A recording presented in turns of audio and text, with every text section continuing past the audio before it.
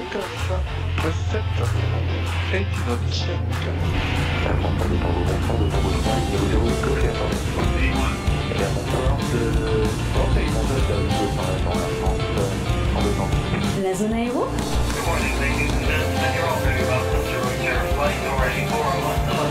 Présenté par Sébastien, Nicolas et Cynthia.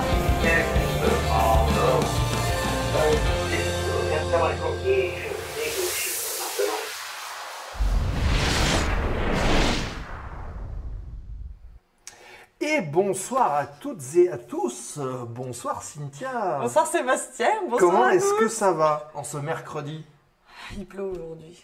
Quelle catastrophe. Oh bah non, on a volé un peu cet après-midi. Ouais, un peu, mais il pleuvait. C'était pas terrible quand même. Eh oui, mais bon, il faut faire avec, on compose. Exactement. Salut l'équipe, bonsoir à toutes et tous. Vous avez vu, on a mis les casques. Hein. Ouais, et On puis se tu vois, ils vont modernise. mettre du soleil dans notre journée. Oui, je ne sais pas s'il y a encore un peu d'écho, peut-être que oui, parce qu'en fait on n'a rien changé sur la pièce.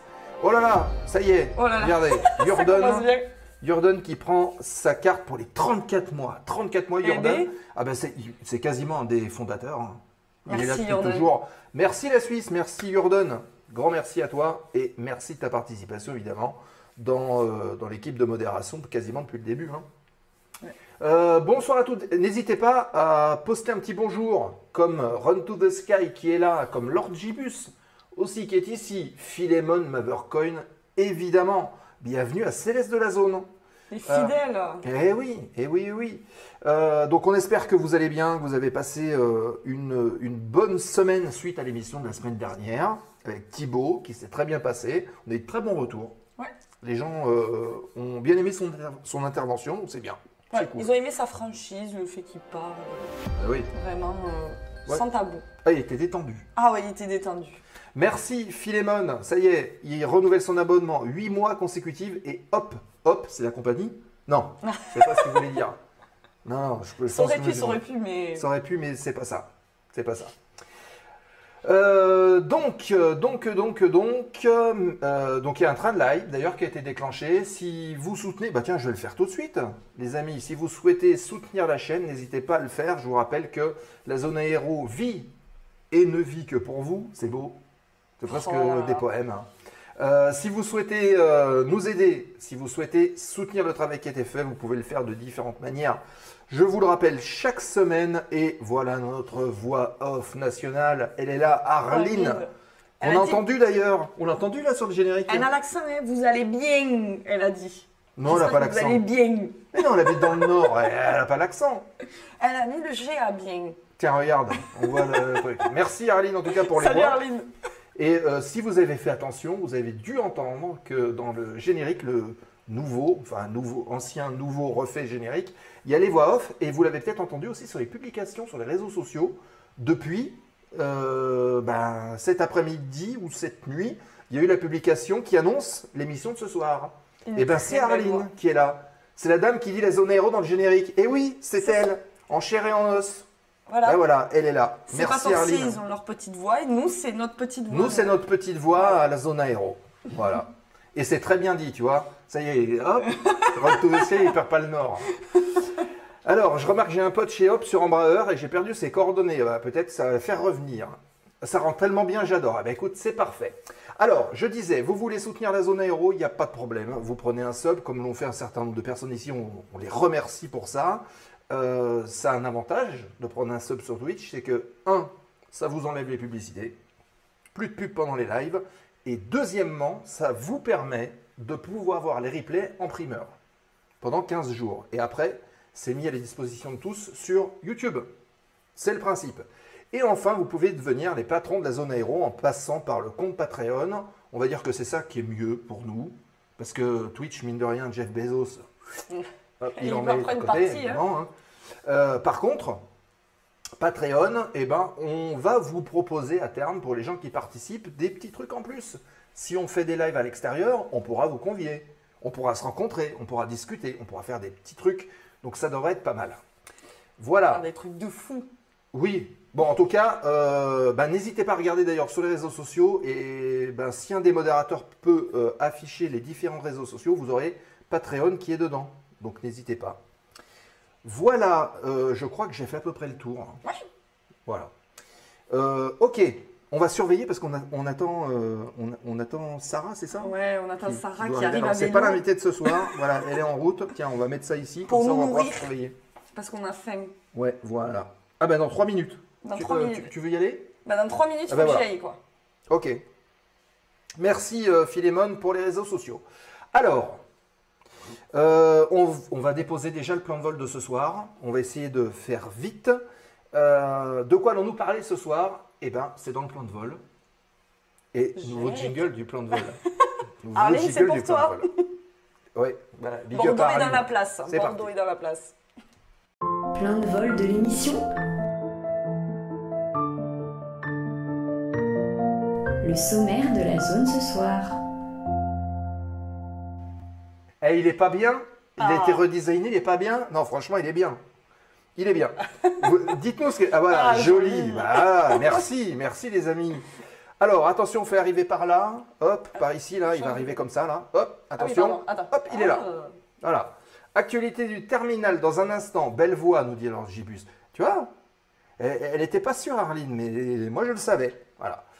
Actualité du terminal. C'est dans un instant. On a pas mal de petites news à vous partager. L'actualité était un peu riche.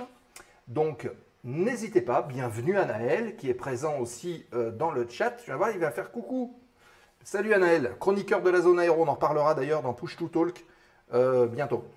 Donc, cette petite actu que vous partagez ce soir, Cynthia et moi, on va vous parler un peu de ce qui s'est passé cette semaine et échanger différents sujets avec vous.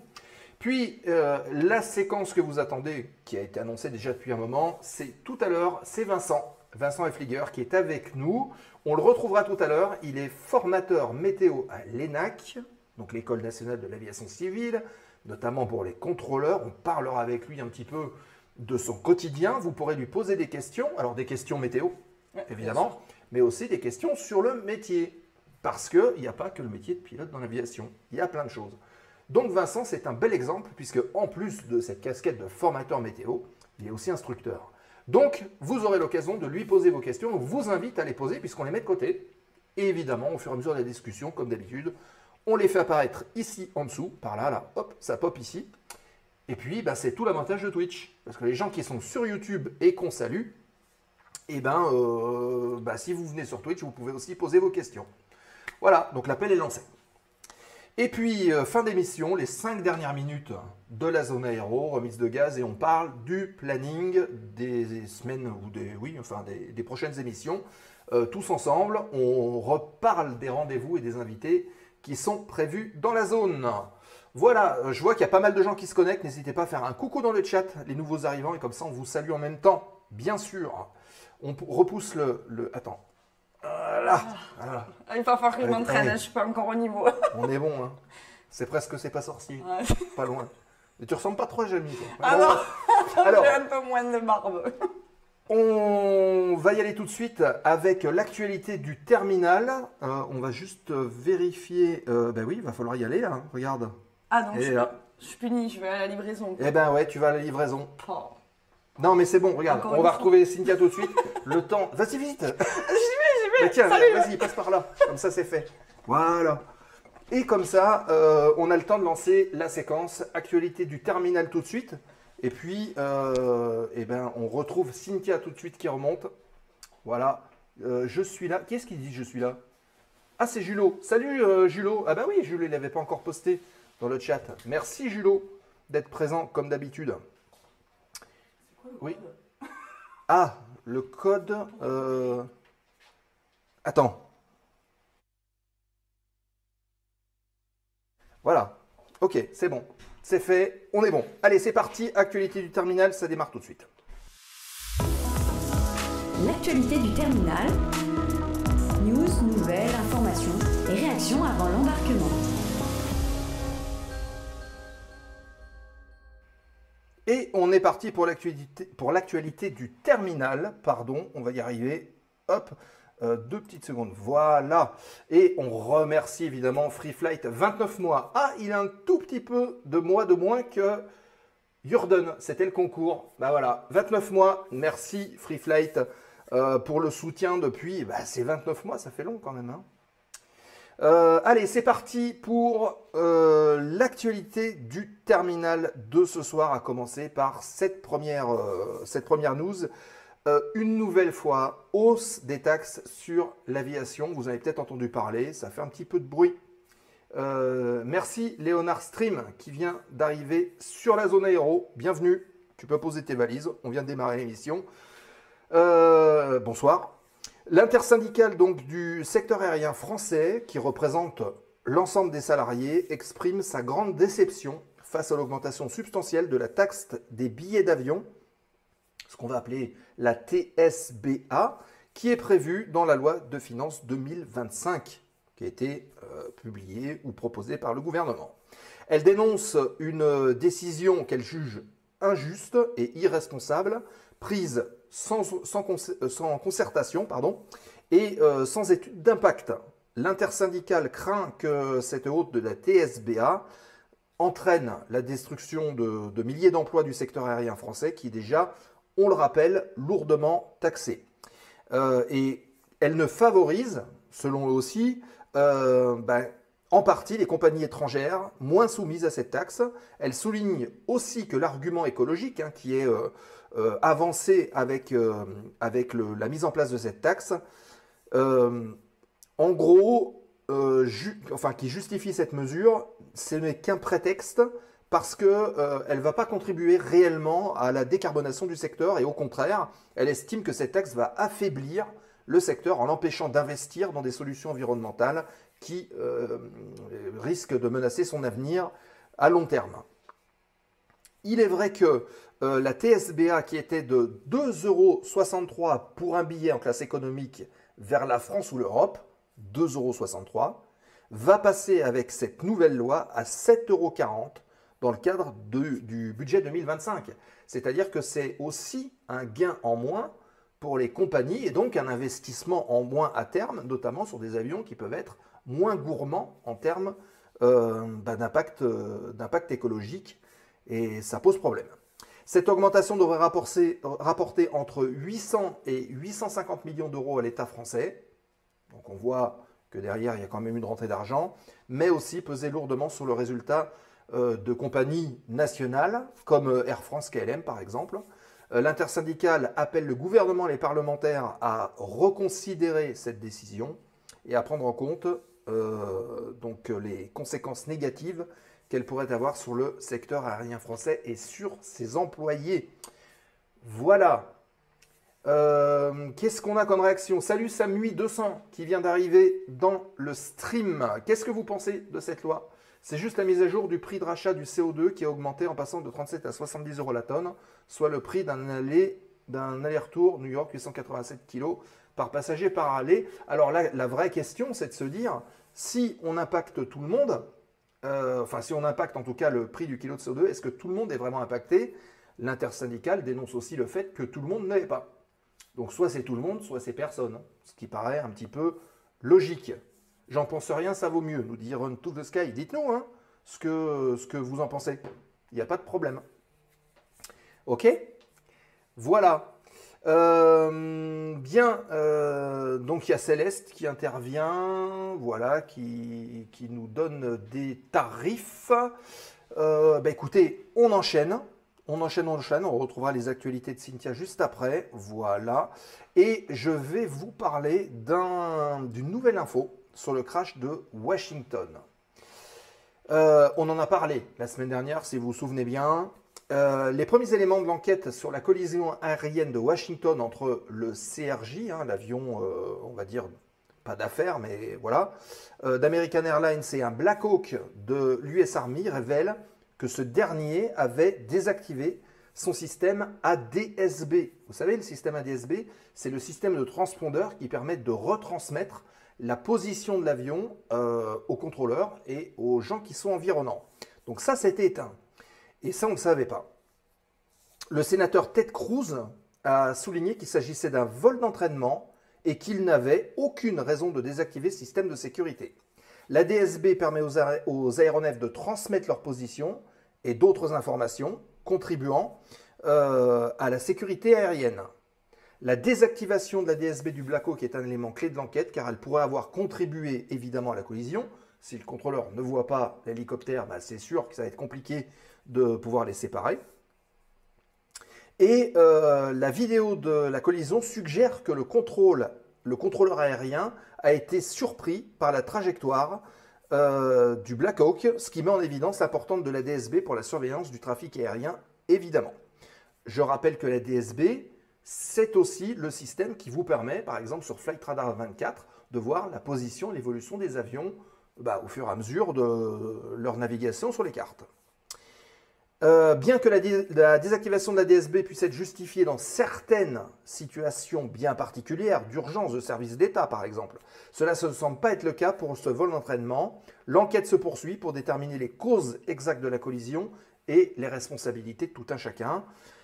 Cette tragédie souligne évidemment l'importance des systèmes de sécurité aérienne et la nécessité de les utiliser le plus correctement possible. Les autorités de l'aviation civile américaine, notamment donc la FAA et le NTSB, le bureau, c'est comme le BEA français, sont chargés de mener l'enquête et de publier, comme d'habitude, un rapport final qu'on attend avec impatience. Question de Road to the Sky, est-ce que le TICAS s'appuie dessus? Non, le TICAS est un élément à part qui est en fait un élément embarqué dans l'avion qui va discuter avec les autres avions. Il va récupérer des infos, mais en fait, il va discuter avec l'autre avion, il va proposer des sortes d'avis d'évitement en disant à un avion, toi tu montes et toi tu descends, comme ça on arrive à les faire éviter. C'est un peu ça le principe du TICAS. Run to the Sky, pourtant la route était prévue sur les deux cartes, seulement il est apparu qu'il vole à 325 pieds au lieu des 200 pieds max prévus sur cette route. Oui, et ça a pu contribuer à être loupé quelque part par le contrôleur parce que la DSB était coupée. Peut-être que si la DSB était activée, il aurait vu le contrôleur que l'hélicoptère n'était pas forcément à la bonne altitude et donc peut-être aurait-il demandé au CRJ d'altérer sa trajectoire ou il n'aurait peut-être pas autorisé directement l'approche. Après, c'est des si, hein, toujours, encore une fois, hein, avec des si, on pourrait mettre pareil en bouteille, comme on dit. Donc, voilà, apprendre avec des pincettes, apprendre avec précaution. Il faut voir ce que va donner l'enquête et le rapport du NTSB qui sera publié très bientôt. Voilà.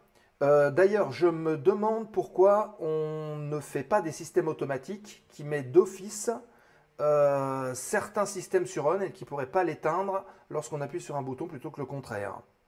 Alors, hop, toc, toc, toc, ne bougez pas, voilà, non, mais ça je ne sais pas. Bonsoir Grifford qui vient d'arriver. Du coup, le TICAS ne marchait pas. Alors, il n'est pas évident que dans un appareil militaire comme l'hélicoptère, il y ait forcément un TICAS sur place. C'est pas forcément évident. Voilà.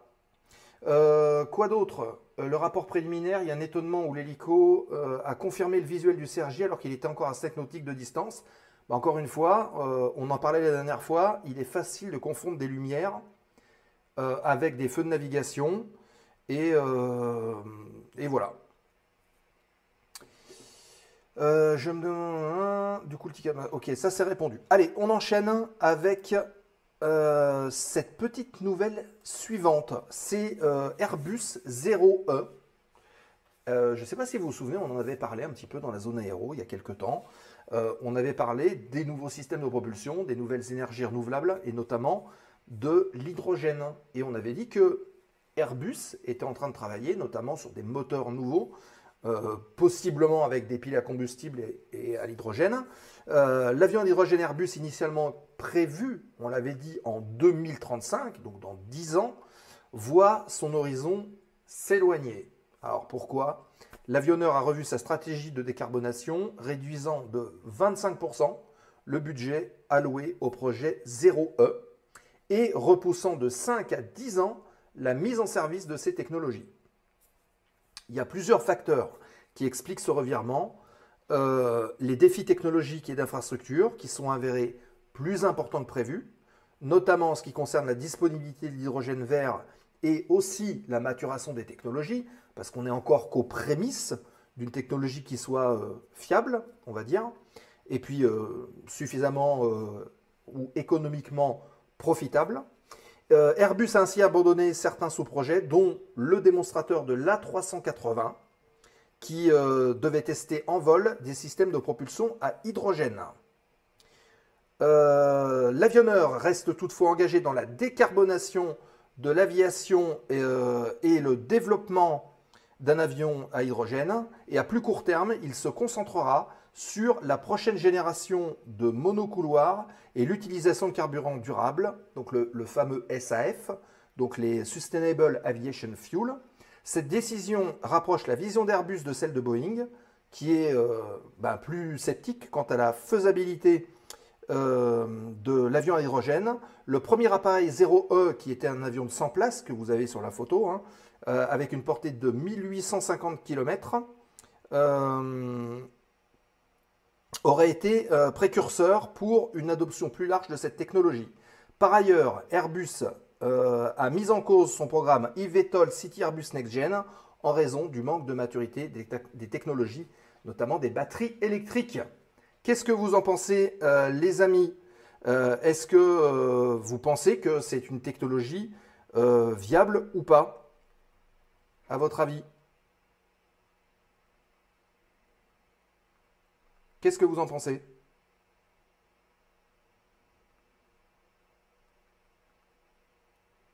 Dites-nous. Oui, mais voler près de cet aéroport était prévu. Il y a une route balisée si tu préfères. Ça dépend quelle techno. Alors, quelle techno selon vous? Oui, nous dit Grifford.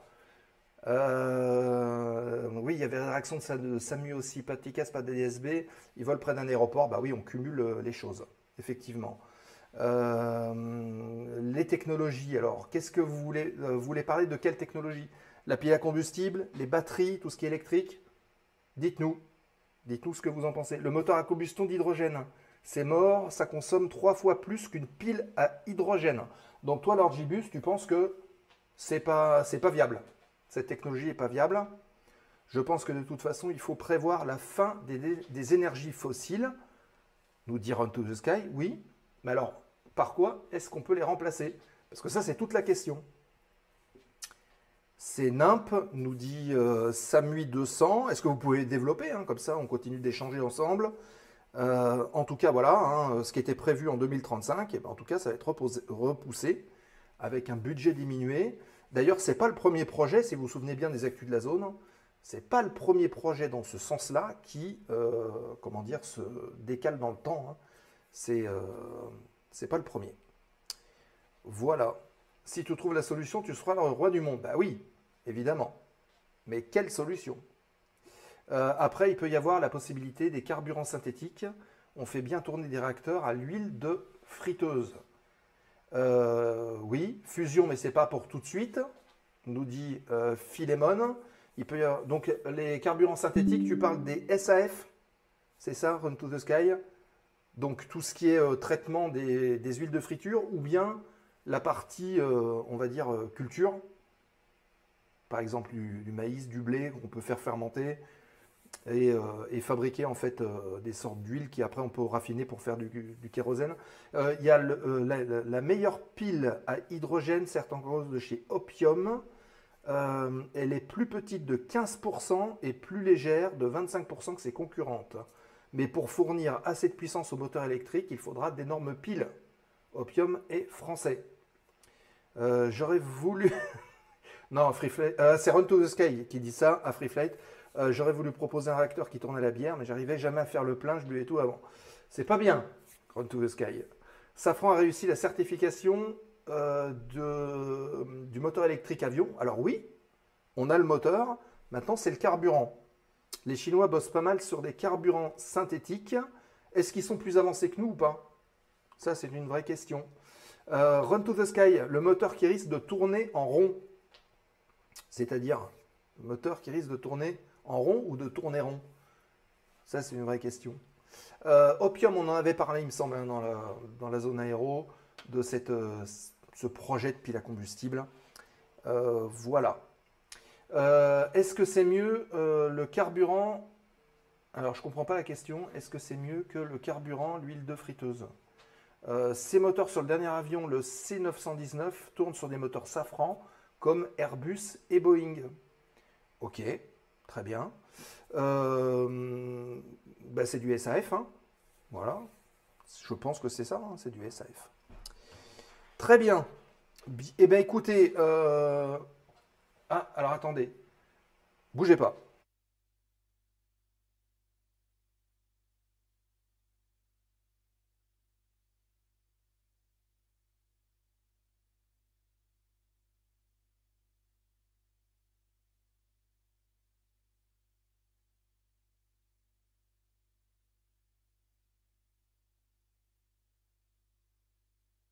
Voilà, désolé, on a des petits soucis logistiques. 0K, je passe vous saluer. Bonne émission à tous. À la soupe, leur pari. Ouais, non, en fait, il y a quelqu'un à la porte, ils n'arrivent pas à ouvrir. Et puis, voilà. Bref. On retrouve les actus de Cynthia dans un instant, dès qu'elle sera remontée. Moi, ce que je vous propose tout de suite, c'est peut-être de démarrer la séquence. Et puis, à la limite, en fin d'émission, ouais, on va faire ça. On va recevoir notre invité. Et puis, parce que quelle heure il est déjà? Ouais, 21h01, on va faire ça. On va démarrer donc la séquence. C'est stabilisé en croisière pour recevoir notre invité de ce soir. On fait l'émission et puis à la séquence remise de Gaspard aux questions, Cynthia vous parlera des 3 dernières petites news si ça vous va comme ça. Voilà, on s'adapte et ça changera un peu et ça fera pas de mal. Voilà. Alors, hop, ça je peux fermer, c'est tout bon. Et puis je vous propose d'accueillir notre invité de ce soir. On vous en a parlé, on va parler météo, on va parler instruction. Il y a Vincent qui est avec nous. C'est la séquence stabilisée en croisière et c'est la météo et le vol et évidemment le métier qui sont au menu ce soir. C'est parti. En croisière, le dossier du jour de la zone aéro. Philemon Mavercoin pour être Caspé, l'électricité est un vecteur. Ah bon, voilà. Là, on est des experts, hein. On a de la techno pour faire des visioconférences au lieu de prendre l'avion. Il va falloir juste s'y mettre, comme pendant le Covid. Personne ne pense au travail à domicile. Et pourtant, ça a bien marché. Je pense que c'est beaucoup plus complexe que ça, Lord Jibus. C'est beaucoup plus complexe. Ça, je pense que c'est la vision de quelqu'un qui ne voyage pas forcément, qui n'a pas besoin de l'avion pour travailler. Quand je dis l'avion, c'est d'un point de vue beaucoup plus général. Donc, je pense que ça va beaucoup plus... c'est beaucoup plus profond que la simple, visio. Voilà. Cette voix me dit quelque chose. Pardon. Ok. Bon. Eh bien, écoutez, c'est parti. On a démarré. Ouais, voilà, je suis d'accord. Bien. Est-ce que Vincent nous entend? Parce qu'on le voit, il est ici, il est apparu. Vincent, est-ce que tu nous entends? Je te reçois 5. Eh bien, c'est parfait. Merci Vincent d'être présent. On va faire les présentations. Donc, Vincent, le chat Vincent. Bienvenue dans la zone aéro. Merci d'avoir répondu à nos questions. Enfin, nos questions, à notre invitation déjà et à nos questions ensuite. Et puis, écoute, c'est un plaisir de t'accueillir pour nous parler un petit peu de ton métier, de ton quotidien, de tes passions. Parce qu'on parle toujours de l'aviation en métier passion. Donc c'est le cas. Est-ce que déjà, avant de commencer, on peut faire la petite présentation d'1 minute et comme ça, on te connaît un petit peu mieux et puis le chat, n'hésitez pas à poser vos questions à Vincent à la fin de cette présentation. Ça vous va? Ok. Avec plaisir. Et c'est parti, on met le chrono. Donc je m'appelle Vincent. Je suis professeur de météorologie à l'École nationale de l'aviation civile. Et je suis instructeur de vol à côté à Lasborg, dans un aéroclub. Et la météo, je me suis vraiment orienté naturellement vers la météo depuis très jeune. Hein. J'ai toujours été passionné par les orages, les phénomènes de gros temps. Orages que je photographie d'ailleurs quand j'ai le temps. Et finalement, l'aviation est venue plus tard. Hein. J'ai commencé vraiment à m'intéresser à l'aviation à 23-24 ans, quand j'étais à Toulouse. Un milieu aéronautique dans lequel je baignais, qui m'a donné vraiment envie de passer un PPL. Et à l'issue de ce PPL, j'ai mûri mes qualifications, etc., jusqu'à passer une qualification d'instructeur. Et aujourd'hui, j'ai le plaisir vraiment de croiser la météorologie et l'aviation dans le même panier, si je puis dire. D'accord, ben voilà, pile poil une minute, on sent le professionnalisme. Hein. Voilà. Donc le chat, évidemment, si vous avez des questions à poser au fur et à mesure du débat, de la discussion, n'hésitez pas à le faire. On les prend, on les met de côté, puis évidemment, on les affiche. Voilà. Et il y avait d'ailleurs cette première question de Céleste qui demande, qui dit « Vincent, peux-tu nous parler de ton expérience en tant qu'instructeur météo et vol et plus généralement, comment est-ce que tu as acquis toutes tes connaissances ?» Ouais, donc c'est une question sur laquelle je pourrais répondre de façon assez vaste comme question. En fait, la météorologie, j'ai commencé à l'apprendre vraiment sur le tas quand j'avais 16-17 ans, au travers de ma passion, mon intérêt vraiment pour la photo d'orage. Et c'est après que je me suis orienté naturellement vers des études. Alors, ça n'existait pas. Moi, à la base, je viens de Genève, côté suisse. Et il n'y avait pas d'école de météo, de climato. Donc, en fait, j'ai fait une licence de sciences de la Terre. Et c'est après que j'ai migré à Paris pour réaliser un master et à l'issue une thèse à Toulouse où j'ai pu vraiment me spécialiser dans l'hydrométéorologie, en fait. Voilà. Ah oui. Ouais, c'est ça, j'ai fait une thèse sur le cycle de l'eau. Donc rien à voir avec l'aviation pour le moment. Et c'est en fait après que j'ai vraiment acquis des connaissances de météo aéronautique grâce, je pense déjà à la TPL théorique que j'ai passé. Le PPL théorique et la TPL théorique, c'est quand même un gros volet météo. Je pense que les pilotes se rendent pas forcément compte. Mais comment, pardon ? C'était obligatoire pour pouvoir exercer ou prendre ces fonctions-là, ou c'était une envie comme ça ? Non, en fait, la TPL théorique, je l'ai passé beaucoup plus tard. J'ai décidé de passer des qualifs professionnels de pilote à 30 ans, en fait. Et à l'issue du qualif d'instructeur, c'est vraiment en passant ces qualifications-là que je me suis spécialisé dans la météo aéronautique. D'accord. Définir les acronymes, s'il vous plaît, nous demande Lord Gibus. Alors, on te laisse répondre, Vincent, sur les acronymes que tu as pu employer ? Oui, alors la TPL théorique, en fait, c'est la théorie nécessaire pour évoluer sur une carrière de pilote professionnel, que ça soit dans une compagnie, que ça soit de l'aviation d'affaires, que ça soit de l'instruction en vol. Alors, il faudra être plus précis parce que, sauf erreur de ma part, pour être instructeur de vol, il me semble qu'il suffit d'un CPL théorique. Donc le CPL, c'est la licence de pilote commercial. Mais voilà, en tout cas, ce que j'ai dit il y a 2 minutes faisait référence à la théorie. Et cette théorie m'a permis de m'aiguiser, on va dire, en termes de météo aéronautique. Voilà. Ok. Tu as une question, Cynthia ?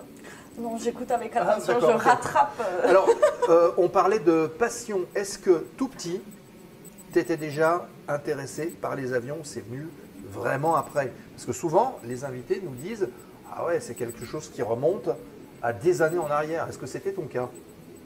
Alors, je vais vous raconter vraiment la réalité des choses. En fait, j'ai commencé à jouer à Flight Simulator 2000 quand j'avais 11 ans. En fait, en fait, j'en ai tellement fait entre mes 11 et mes 15 ans, presque tous les jours du simulateur, que ça m'a entre guillemets intoxiqué. Mais j'ai plus voulu entendre parler d'avion pendant finalement 8-9 ans. Et finalement, l'envie de revenir sur des vrais avions est apparu quand j'ai fait ma thèse à Toulouse et je voyais qu'il y avait plein de pilotes, d'ingénieurs aéronautiques, etc. Et finalement, 9 ans plus tard, après cette, on va dire, une cure de désintoxication de 9 ans, j'ai repris l'aviation réellement sur des avions légers. Voilà. Pour la petite anecdote, on peut raconter ça comme ça. Ok, donc un simulateur. Exactement. C'est ça. 0K qui intervient, qui nous dit la météo, est-ce que c'est pas le truc qui nous empêche tout le temps de voler? Est-ce qu'on peut le résumer comme ça? Ouais, c'est une bonne question. C'est un danger. Effectivement, avant de partir en vol, il faut absolument regarder les observations et les prévisions météo. Et pour tout ce qui est vol à vue, moi je fais surtout du vol où il faut être hors des nuages. Et clairement, il faut qu'on fasse attention à 2 choses en particulier. Je dirais le plafond, les nuages bas sont dangereux, puisque quand on a des nuages bas, on peut vite être proche de la surface, et proche de la surface, c'est jamais terrible en avion. Et l'autre danger important, c'est le vent. Hein. On évite de décoller et de se poser, surtout par de forts vents de travers. Voilà. Après, les dangers de la météo pour l'aviation, il y en a plein, hein, mais je dirais que ces deux-là en particulier me viennent à l'esprit. D'accord. Et là, tu parlais des nuages. Et du coup, quels sont les phénomènes qui peuvent être dangereux par rapport aux nuages pour nous, les petits avions légers? Ou les avions de ligne. Je dirais les avions de ligne aussi, mais c'est vrai que pour nous... Alors, ça dépend. Voilà, si on veut séparer l'aviation VFR ou IFR, c'est clair que l'IFR, les nuages, c'est clairement les phénomènes de givrage à l'intérieur des nuages qu'on peut retrouver. On en parle moins pour le VFR. Enfin, on parle un petit peu du givrage du carburateur. Mais vraiment, quand je parle de givrage, c'est d'ailleurs une thématique qu'on enseigne à l'ENAC aux futurs contrôleurs et aux futurs pilotes.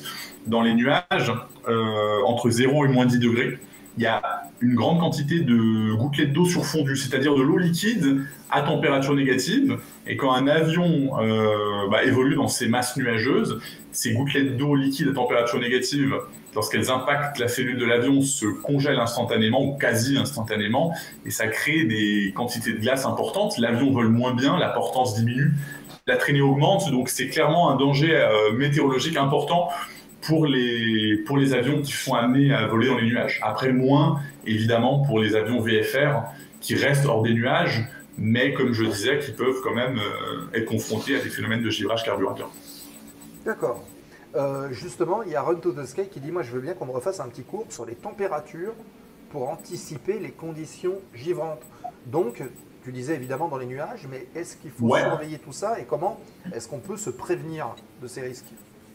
Alors tout à fait, donc là je vais prendre l'exemple vraiment d'un pilote IFR qui sera amené à voler dans des masses nuageuses. Il faut savoir que l'eau liquide à température négative, on la retrouve entre 0, moins 10, moins 15 degrés. Quand il fait trop froid, c'est compliqué d'en trouver, c'est plutôt des cristaux de glace qu'on retrouve dans les nuages. Et donc en gros l'idée c'est vraiment d'éviter de voler dans des nuages où on retrouve des gammes de température entre 0 et moins 15. Comment le savoir ? Si on aime bien la météo, il y a un super site, il y en a un en particulier où on a vraiment accès à plein de produits, ça s'appelle Météo Ciel, moi j'aime bien. Les graphistes sont vieillots, c'est du début des années 2000, mais il y a une quantité d'informations, des sorties de modèles, des images radars, des images satellites, il y a plein de choses. Il suffit finalement, Météo Ciel. Météo Ciel. Okay. Météo Ciel, très sympa, très vieux site, qui paraît un petit peu naze parce que les graphistes sont vieillots, mais en fait il y a beaucoup d'informations. Et finalement, si on a la connaissance de l'ISO 0, c'est-à-dire l'altitude à laquelle on retrouve une température de 0, et l'ISO moins 15 par exemple, l'altitude à laquelle on retrouve une température de moins 15, et la présence des masses nuageuses, on peut savoir par exemple comment éviter le givrage.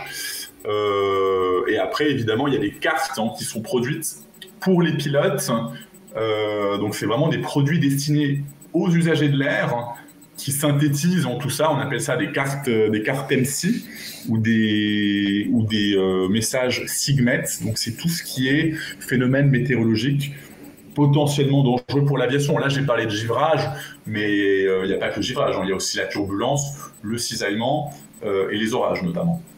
D'accord. Cette petite réaction de... Alors on salue Wardog qui nous a fait un coucou, Wardog 29860. Run to the Sky qui nous dit, est-ce que c'est juste l'impact de la gouttelette d'eau qui l'a fait givrer, on va dire? Est-ce que c'est pas l'effet? Alors il parle d'effet Venturi de la portance qui fait perdre de la température et qui entraîne la glace. Ce sont les gouttes surfondues dont tu parlais tout à l'heure. Ouais, tout à fait. J'ai parlé de cet exemple qui m'est venu à l'esprit. En fait, il faut de l'eau très pure. Il y a des expériences qu'on peut facilement trouver sur YouTube de bouteilles d'eau qui sont mises au congélateur et quand elles sont secouées, voire versées, on voit vraiment de la glace qui se forme instantanément quand elle est versée dans un verre. C'est assez remarquable. Après, expliquer le phénomène, c'est plus du ressort vraiment de la physique-chimie d'échelle atomique. J'avais vu un article à ce sujet.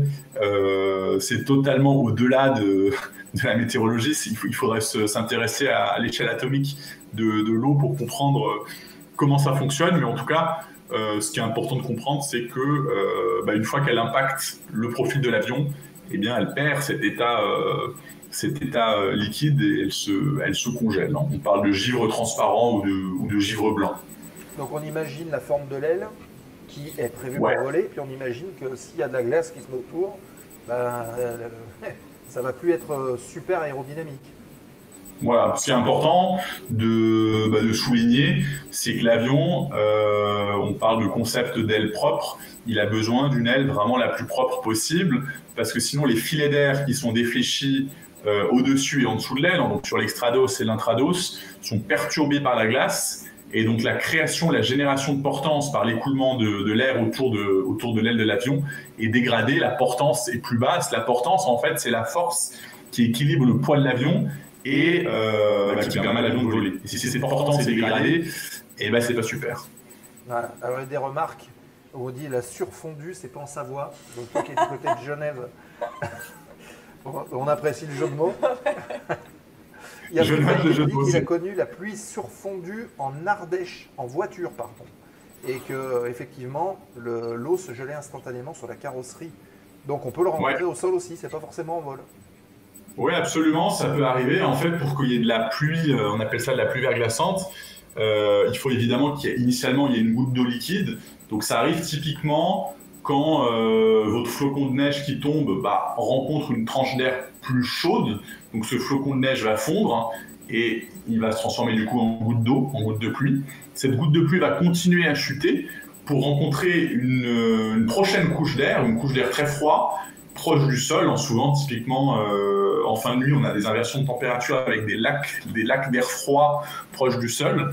Et bien, du coup, on se retrouve avec de l'eau qui entre dans ces couches d'air très froides proche du sol. Le sol aussi est à température négative. Et ça gèle, du coup, quand ça tombe. Et ça peut faire des épaisseurs de glace absolument terribles. Et ce qui est vraiment problématique, c'est les pistes, quand on a des pistes d'atterrissage verglacées. Bonjour pour avoir un freinage efficace. Sans le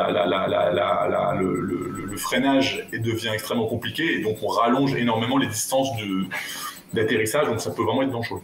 Ah, donc c'est dangereux en l'air et c'est dangereux au sol. Et au sol aussi, voilà. Dans les pistes contaminées, ça peut vraiment être un problème, ce genre de choses. Donc on en parle aussi de ça justement aux étudiants de l'ENAC. Ouais. Alors il y a Laure Gibus qui nous dit la petite expérience, on l'a vu sur YouTube, vous prenez de l'eau filtrée avec un filtre très fin, vous la mettez dans le congélateur, un jour après on la sort délicatement, elle reste liquide et au moindre impact, la bouteille tout gèle tout seul. Donc c'est ce phénomène-là. Voilà, c'est la cessation de l'état de surfusion en fait, c'est ça. Ok, oui, parce que normalement, en dessous de zéro, l'eau devrait être solide, ça devrait être de la glace. Ouais, et là, c'est pas ce qu'on apprend, c'est ce qu'on apprend au collège et au lycée. Et quand on passe le CPL théorique, on apprend que on nous apprend parfois des bêtises à l'école. Ah bon? Ah ben voilà, comme ça, Voilà. ça c'est fait. C'est fait, ouais.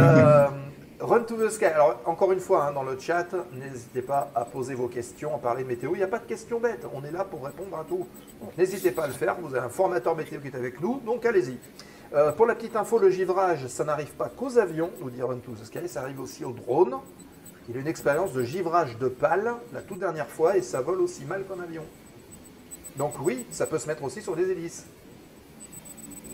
Ça se met Ouais, intéressant. Après, je m'y connais pas plus que ça sur les drones, mais effectivement, dès le moment où un objet volant rencontre des gouttelettes d'eau ou des gouttes surfondues, toutes les parties vraiment saillantes qui vont rencontrer l'air vont pouvoir se recouvrir de glace. Donc, ça peut concerner des drones, des hélicoptères, des avions. Voilà. Alors, tu parlais tout à l'heure du givrage carbu. En quoi le givrage carbu peut représenter un danger? Oui, effectivement, j'ai donné cet exemple aussi qui m'est venu à l'esprit. Alors, le givrage carburateur, c'est vrai que c'est bien d'en parler parce que c'est un phénomène qui concerne quand même, qui est susceptible en tout cas de concerner pas mal les avions VFR. En fait, pour fournir de la puissance à un avion monomoteur à piston, enfin pas tous les avions monomoteurs à piston, mais une partie, vous avez besoin d'injecter un mélange d'air et d'essence via ce qu'on appelle un clapet, donc on appelle un papillon des gaz. Et en fait, ce clapet, quand on réduit le régime moteur, il va se fermer pour que l'admission du mélange air-essence, la quantité soit plus faible. Et en fait, en gros, qu'est-ce qui se passe quand il se ferme ? eh bien, il y a une petite accélération du débit d'air, et cette accélération du débit d'air est traduite sous forme d'une baisse de température. La pression baisse, la température baisse, et qu'est-ce que ça veut dire? Ça veut dire que ça peut givrer, il peut y avoir des cristaux qui se forment, des cristaux de glace, s'il y a de l'humidité présente dans l'air, et ça peut donc obstruer le carburateur et provoquer des pertes de puissance à un avion qui serait amené à voler dans ces conditions. Ça peut couper le moteur? A priori, oui, mais ça m'est jamais arrivé. Je suis pas un spécialiste en moteur. Peut-être que toi, Sébastien, tu as des choses à rajouter sur. Mais je pense que oui, que ça peut être quelque chose de dangereux. Et ce qui est intéressant de noter, c'est que ça peut arriver aussi bien à température positive que négative. Ouais. Ah voilà, oui, parce que elle est de l'ordre de combien de degrés cette diminution de température dans le carburateur? Parce qu'on imagine que pour descendre, il faut quand même diminuer beaucoup de degrés.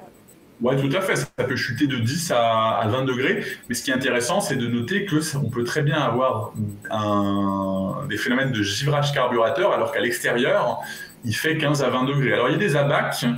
Je ne vais pas faire de pub pour le memento de la FFA, mais on a une belle abac où on voit le risque de givrage carburateur en fonction de la température et de l'humidité extérieure. Et on voit qu'on peut très bien avoir un givrage carburateur alors que dehors il fait une quinzaine de degrés humide. Donc il faut faire attention à ça. Et le fait, comme je disais, que l'écoulement de l'air est fortement accéléré dans le papillon des gaz quand le clapet se ferme, il peut y avoir une forte chute de température, ouais. Je dirais jusqu'à 20 degrés. Ouais. Ah oui, quand même. Mais à vérifier, hein, je ne veux pas dire de bêtises, c'est vraiment plus de la motorisation que de la météorologie, mais logiquement oui, puisque si à l'extérieur il fait 15 degrés et qu'on peut givrer, il faut que ça diminue minimum de 15 degrés. Ouais. Oui, logique. Il y a des réactions sur le chat. Freeflight qui nous dit qu'il a vécu un givrage carburateur en vol de nuit. Lors d'un vol en instruction, le moteur est reparti après avoir toussé plusieurs fois. Et depuis, il a arrêté le vol de nuit en monomoteur.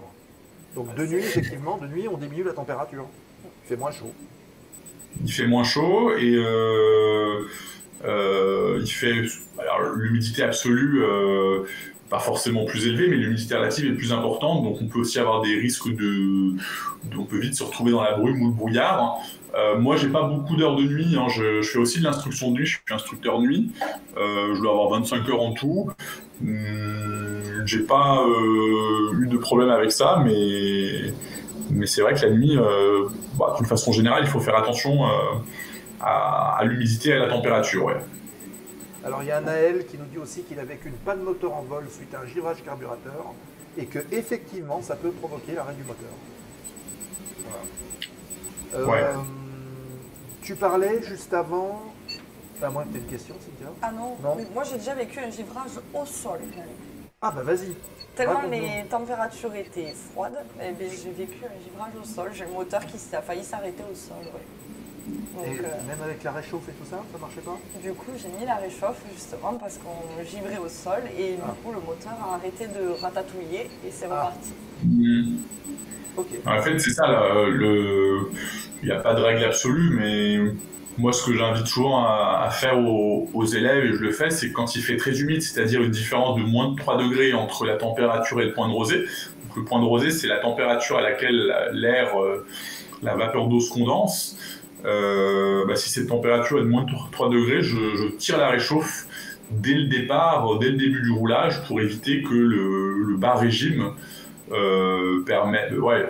commence à initier un givrage carburateur. Je ne sais pas si c'est une décision toujours bonne, mais c'est un peu de prévention, on va dire. Ok. En bimoteur, si un carburateur givre, l'autre ne va pas tarder. Quelle est la conduite à tenir? Demande Philémon Mevercoy.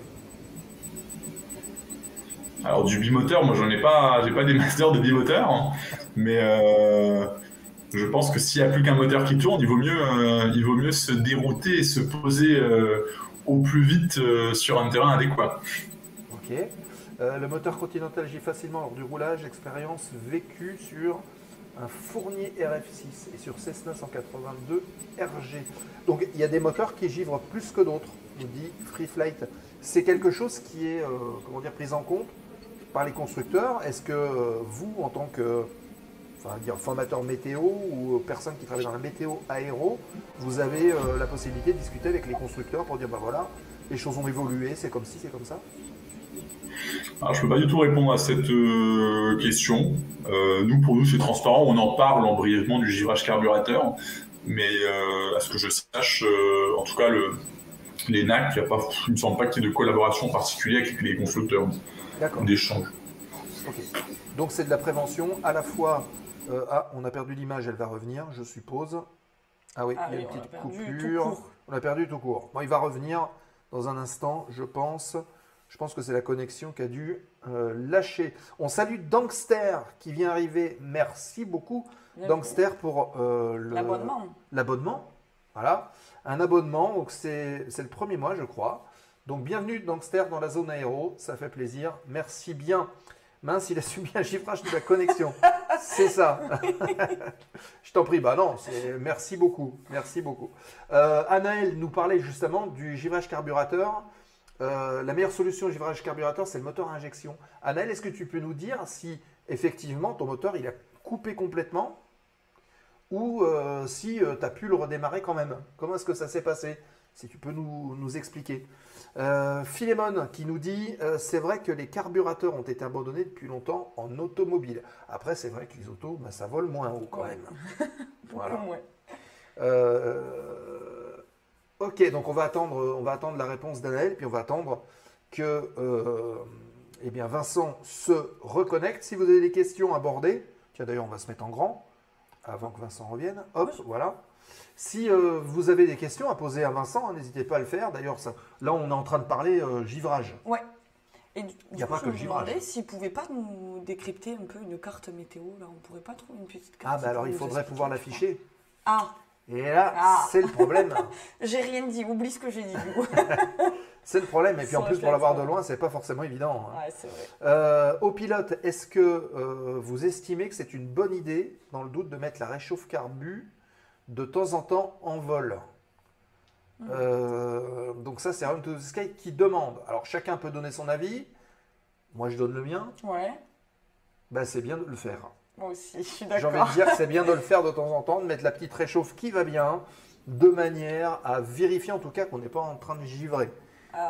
Toi, à toutes les 10 minutes, un quart d'heure. Et par contre, si ça givre, ou si on voit qu'il y a pas de diminution du nombre de tours, et puis que finalement, quand on repousse la réchauffe, on voit que les tours remontent, là, il faut faire attention. Et puis surtout toi, tu fais plus de l'IFR, donc ouais, là, c'est... Bah, surtout avec les avions à carbu, c'est Ouais. clair. Alors attendez, hop, on rebascule en visio, on retrouve Vincent qui s'est reconnecté, il est là, Il a dégivré. ça marche. Voilà, c'est la connexion qui a givré. Je suis désolé, je sais pas ce qui s'est passé. Alors, je fais un partage de connexion avec mon tel qui est plus efficace que le Wi-Fi de l'immeuble. Ça marche nickel, mais là, il y a eu un bug. Donc, Voilà, je suis navré pour cette interruption. Voilà, ça frise, comme dit l'Orgibu, c'est ça. C'est ça. On est, en hiver, je fais régulièrement des réchauffes carbu pour contrôler le régime moteur, oui. Bonne question de l'Orgibus. Est-ce qu'il y a des problèmes météo dus au réchauffement climatique, puisqu'on s'attend à avoir des orages plus violents, des cisaillements plus importants? Est-ce que le réchauffement climatique peut être un problème plus important pour la météo, pour les avions? Alors, il y a des études qui sont faites de l'impact du changement climatique sur l'aviation. Il y a une étude qui est sortie récemment dans Geophysical Letters qui s'intéresse justement à la CAC dans la turbulence en air clair. La turbulence en air clair, c'est la plus dangereuse pour les avions parce que c'est une turbulence qu'on ne voit pas bien. On ne peut pas la détecter, elle a lieu en air clair, alors que la turbulence dans les nuages convectifs, on peut la détecter à l'aide de radars. Et apparemment, d'après cette étude, la turbulence en air clair serait amenée effectivement à augmenter avec le réchauffement climatique. Alors, expliquer pourquoi il y a différents facteurs qui peuvent entrer en jeu, mais il y a des études qui montrent que certains phénomènes météorologiques dangereux pour l'aviation seraient susceptibles d'augmenter. Ouais, tout à fait. Ok. Voilà, ça répond à la question de l'Orgibus. Run to the Sky, est-ce que le fait... Pardon, voilà, ça y est, ça Oh me là. rattrape. Est-ce que le fait de voler en bord de mer peut reproduire le risque de givrage? Il se moque. Oui, alors l'humidité, le danger des vols côtiers, c'est la forte humidité. On a parlé un petit peu des problèmes du vol de nuit aussi par rapport à l'humidité relative qui augmente, le brouillard, la brume. On peut avoir ces problèmes aussi au bord de mer, notamment quand le vent bascule. On peut par exemple sur la côte atlantique avoir des coups de galère, donc le vent qui vient initialement de terre et d'un coup qui bascule d'ouest. Donc ça augmente fortement l'humidité. Donc déjà au niveau météorologique, on risque d'avoir des problèmes de visibilité si la température est négative, accessoirement de givrage et possiblement aussi de givrage carburateur. Donc tout à fait, le bord de mer, à mon avis, je pense que c'est des zones où il faut faire attention. Ok. Bon, il n'y a pas de sel de toute façon dans l'humidité, on va dire, dans les gouttes d'eau qui sont en suspension, le sel il reste au sol. Le sel, a priori, il peut y avoir des petites particules de sel parce qu'en fait, c'est ce qu'on appelle des aérosols. Donc les aérosols, c'est des particules solides ou liquides en suspension. Et dans l'air, il y en a, hein, et ces particules servent de noyau de condensation. Donc, mais c'est des quantités qui sont faibles et c'est que les tout petits grains qui peuvent être dans l'air. Ouais. Oui, alors j'ai vu ce qu'il nous dit, si au bord de mer, tu peux avoir du sel dans l'air, alors peut-être pas au point non plus d'empêcher de mettre du sel sur la route pour empêcher de givrer. Je pense pas que ça soit dans ce sens-là. C'est pas du sel de viande. Bah si, c'est ça. Oui, alors... Ouais. Alors, petite intervention d'Anaël, puisque tout à l'heure il nous avait parlé de givrage. Et il nous dit donc, dans son cas, c'est une panne moteur vol plané pendant plusieurs minutes et reprise finalement à l'approche du terrain, grosse ratatouille du moteur en avalant le givrage fondu. Et c'était une situation plutôt stressante. Donc voilà, on a un vrai témoignage. Ouais, c'est intéressant parce que moi je l'ai pas vécu, ce genre de choses. J'ai toujours fait de la prévention, mais il ne faut pas hésiter à proposer des témoignages. C'est toujours intéressant d'avoir des retours d'expérience. En tout cas, j'en ai déjà discuté quand même avec quelques personnes dans le passé et je sais qu'il y a des gens qui se sont fait peur avec ça et les pertes de puissance peuvent être quand même significatives. Ouais. Ok. Il y a Freeflight qui fait une petite passerelle sur la pluie avec le sable du Sahara, parce que c'est vrai qu'il y a quelques temps, on a vu ça, les voitures qui étaient toutes rouges. Qu'est-ce que c'est que ce phénomène? Alors, pour avoir des pluies de sable du Sahara, donc il faut un fort vent de sud, fort flux de sud. Et en fait, les grains de sable les plus petits vont pouvoir être transportés par le vent jusqu'à nos contrées.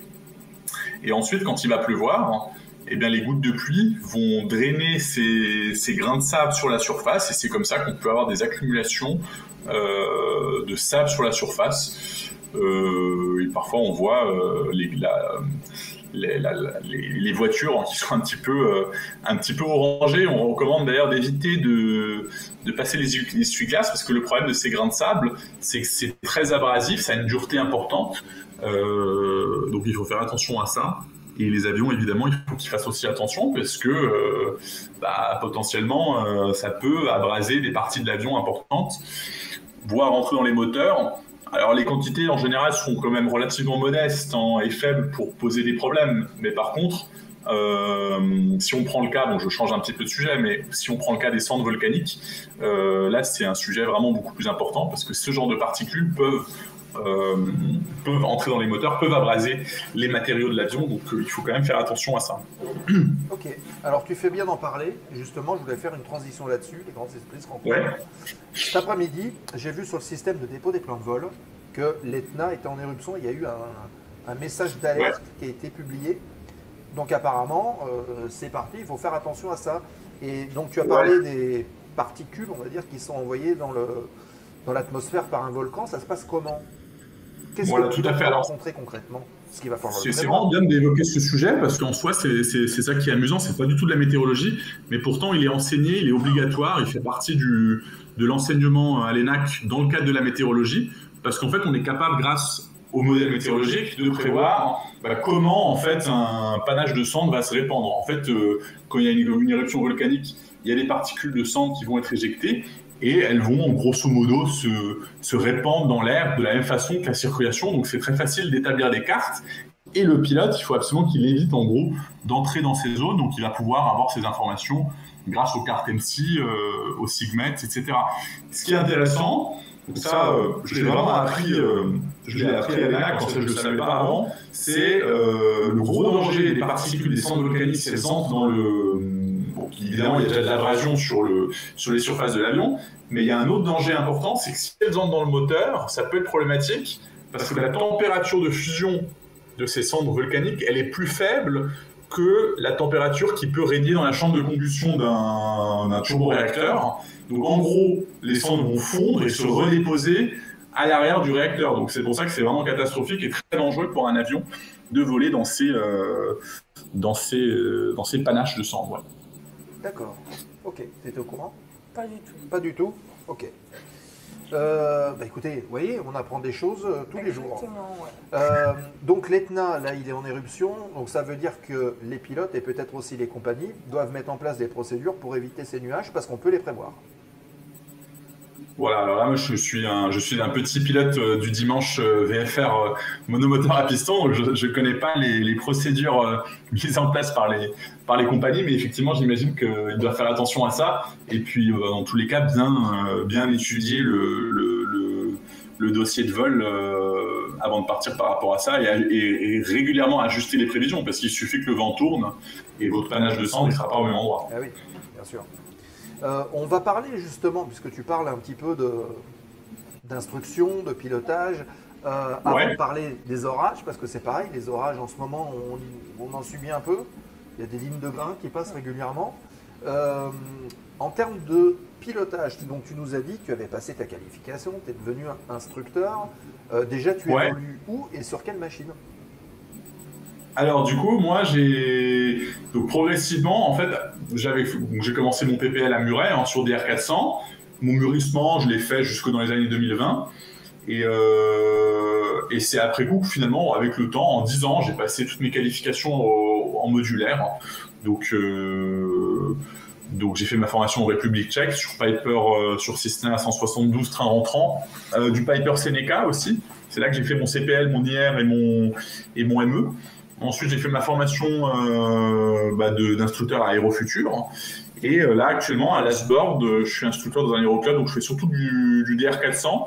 J'ai fait un peu d'Aquila il y a 2 ans, j'en ai même fait pas mal. Des Aquila qui tombaient souvent en panne. J'ai eu droit à 2 pannes en montée initiale. On avait des gros problèmes avec les Aquila à une période, c'était assez sportif. Et d'ailleurs, je vais en profiter pour raconter une anecdote intéressante. Pour croiser quand même, c'est la première panne que j'avais eue, je me souviens, c'était en mai 2023. J'avais mal réagi, c'est du facteur humain. Le facteur humain, c'est intéressant, j'ai réagi un peu hâtivement. J'ai voulu faire demi-tour pour me reposer sur la piste qui n'était pas la piste en service, qui était la piste à contre-QFU du vent. Et qu'est-ce qui se passe quand on se pose sur une piste avec du vent dans le dos? Et la distance d'atterrissage est très grande. On estime à peu près qu'on augmente la distance d'atterrissage autour de 20 à 30 mètres par nœud de vent-arrière. Et effectivement, j'ai fini en bout de piste et j'ai mordu dans l'herbe une trentaine de mètres derrière. Donc, rien de gravissime, mais voilà, à faire attention à ce genre de choses. Et cette panne, finalement, j'ai eu le même type de panne en montée initiale qui s'est reproduit 6 mois plus tard. Et cette fois-ci, j'avais bien débriefé l'événement de mai 2023 et j'ai pu faire quelque chose de plus académique en faisant un tour de piste basse hauteur et me reposer sur la piste en service. Mais voilà, il faut faire toujours attention et c'est intéressant cet exemple météorologique qui montre que la prise de décision, il ne faut pas qu'elle soit trop hâtive, il faut vraiment bien faire attention à la météo et au vent. Il faut composer avec les éléments. Exactement. Et je vais poser une question qui est peut-être un peu bête, mais est-ce que les contrôleurs aériens, ils ont aussi une formation sur la météorologie, parce qu'ils nous donnent les informations? Et pourquoi aussi? Absolument. Justement, c'est depuis que j'enseigne la météorologie à l'ENAC, je me rends compte que c'est vraiment ceux qui ont le plus... enfin, c'est pas ceux qui ont le plus d'heures, c'est les EPL, ils ont le plus gros volume, mais en tout cas, on a beaucoup de contrôleurs. Et pour eux, c'est vraiment important. Ils ont une quarantaine d'heures, un peu moins que les pilotes, mais ils ont quand même ils ont tout le programme météo général, ensuite météo aéronautique, et ensuite à la fin message et carte. Et pour eux, je pense que c'est vraiment important de le savoir, ne serait-ce que pour ce qui se passe. Alors, évidemment, un contrôleur en route, un contrôleur approche ou un contrôleur tour, c'est pas exactement la même chose.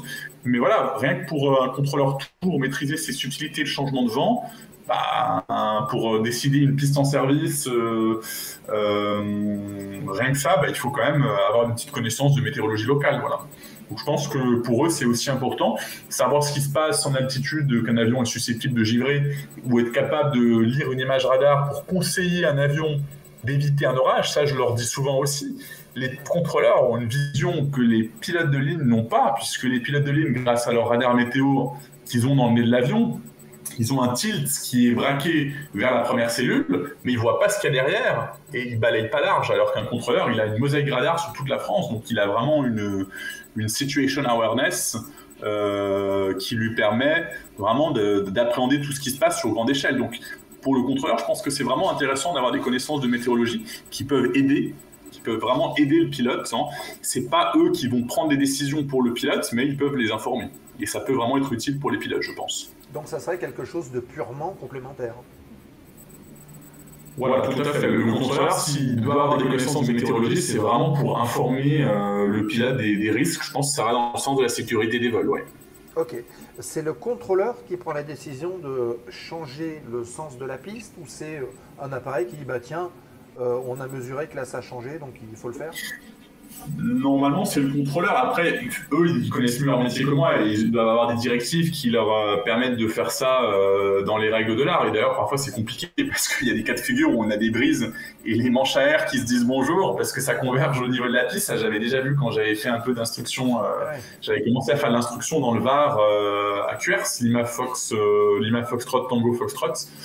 Et du coup, parfois, je voyais des manchères qui se regardaient. Donc oui, non, ça ne va pas forcément être simple. Normalement, c'est pas. Peut-être que les pilotes, effectivement, peuvent leur donner une indication par rapport à ça, mais je pense qu'ils doivent surtout se baser sur des mesures au sol, ouais. Et ça arrive parfois que le vent change dans le cadre du tour de piste. Je me souviens, j'avais une fois lâché un élève qui était parti pour faire des tours de piste solo. Et la contrôleuse à l'Asboard il y avait un changement de piste et heureusement l'élève, parce qu'on n'avait pas briefé ce cas de figure, on en avait parlé dans le passé mais pas le jour même, et heureusement parce que quand la contrôleuse lui a dit qu'il fallait qu'il se représente sur la piste opposée, il était en montée initiale et j'ai croisé les doigts, j'ai prié pour pas qu'il fasse demi-tour après la montée initiale. Du coup, il a eu la bonne idée d'aller jusqu'en vent arrière, c'était la 15 en service à l'Asboard, et après finalement il s'est posé en 33. Ah, peut-être que la contrôleuse aurait dit non, attendez, pas tout de suite. Non, mais au pire, j'avais la radio, j'aurais pu envoyer un petit message si jamais il y avait eu un souci. Ouais. Voilà. Alors, dans le chat, on parle un peu de risque aviaire. On parle aussi de NOTAM, SNOTAM et HTAM. C'est des mots qui te parlent. Est-ce que tu peux nous expliquer un petit peu ce que c'est que tout ça? Voilà, bon, je sais que ça existe. Après, j'en ai pas beaucoup vu dans ma modeste carrière d'instructeur en aéroclub. Mais effectivement, on a des messages qui sont publiés, comme les NOTAM en fait, pour des chutes de neige, ou alors les HTAM, si je me trompe pas, c'est par rapport au centre volcanique, non, c'est ça? Ouais. Oui, c'est voilà. Ouais. Ouais, mais c'est des messages qui sont vraiment très rares, mais effectivement, les pilotes, les SNOTAM en tout cas, par exemple, pour des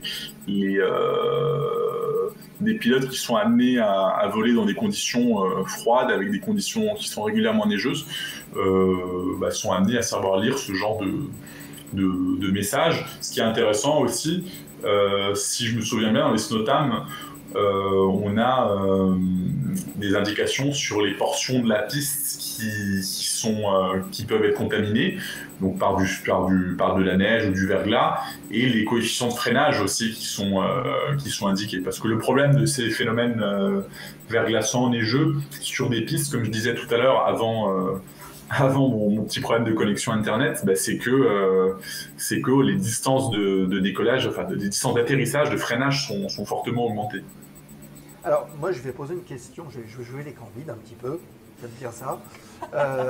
Il y a plein de cartes, comme tu parlais tout à l'heure, des cartes, des messages météo qui sont publiés, destinés aux pilotes. Et en fait, on se rend compte, quand on regarde un peu, que finalement, il y a des cartes et des messages qui sont en altitude.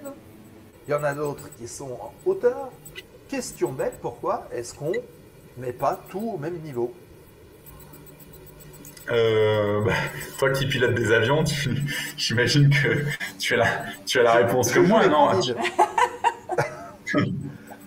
Oui. Non, mais après, voilà, ce qui est important, c'est de bien comprendre que l'avion il évolue dans les 3 dimensions.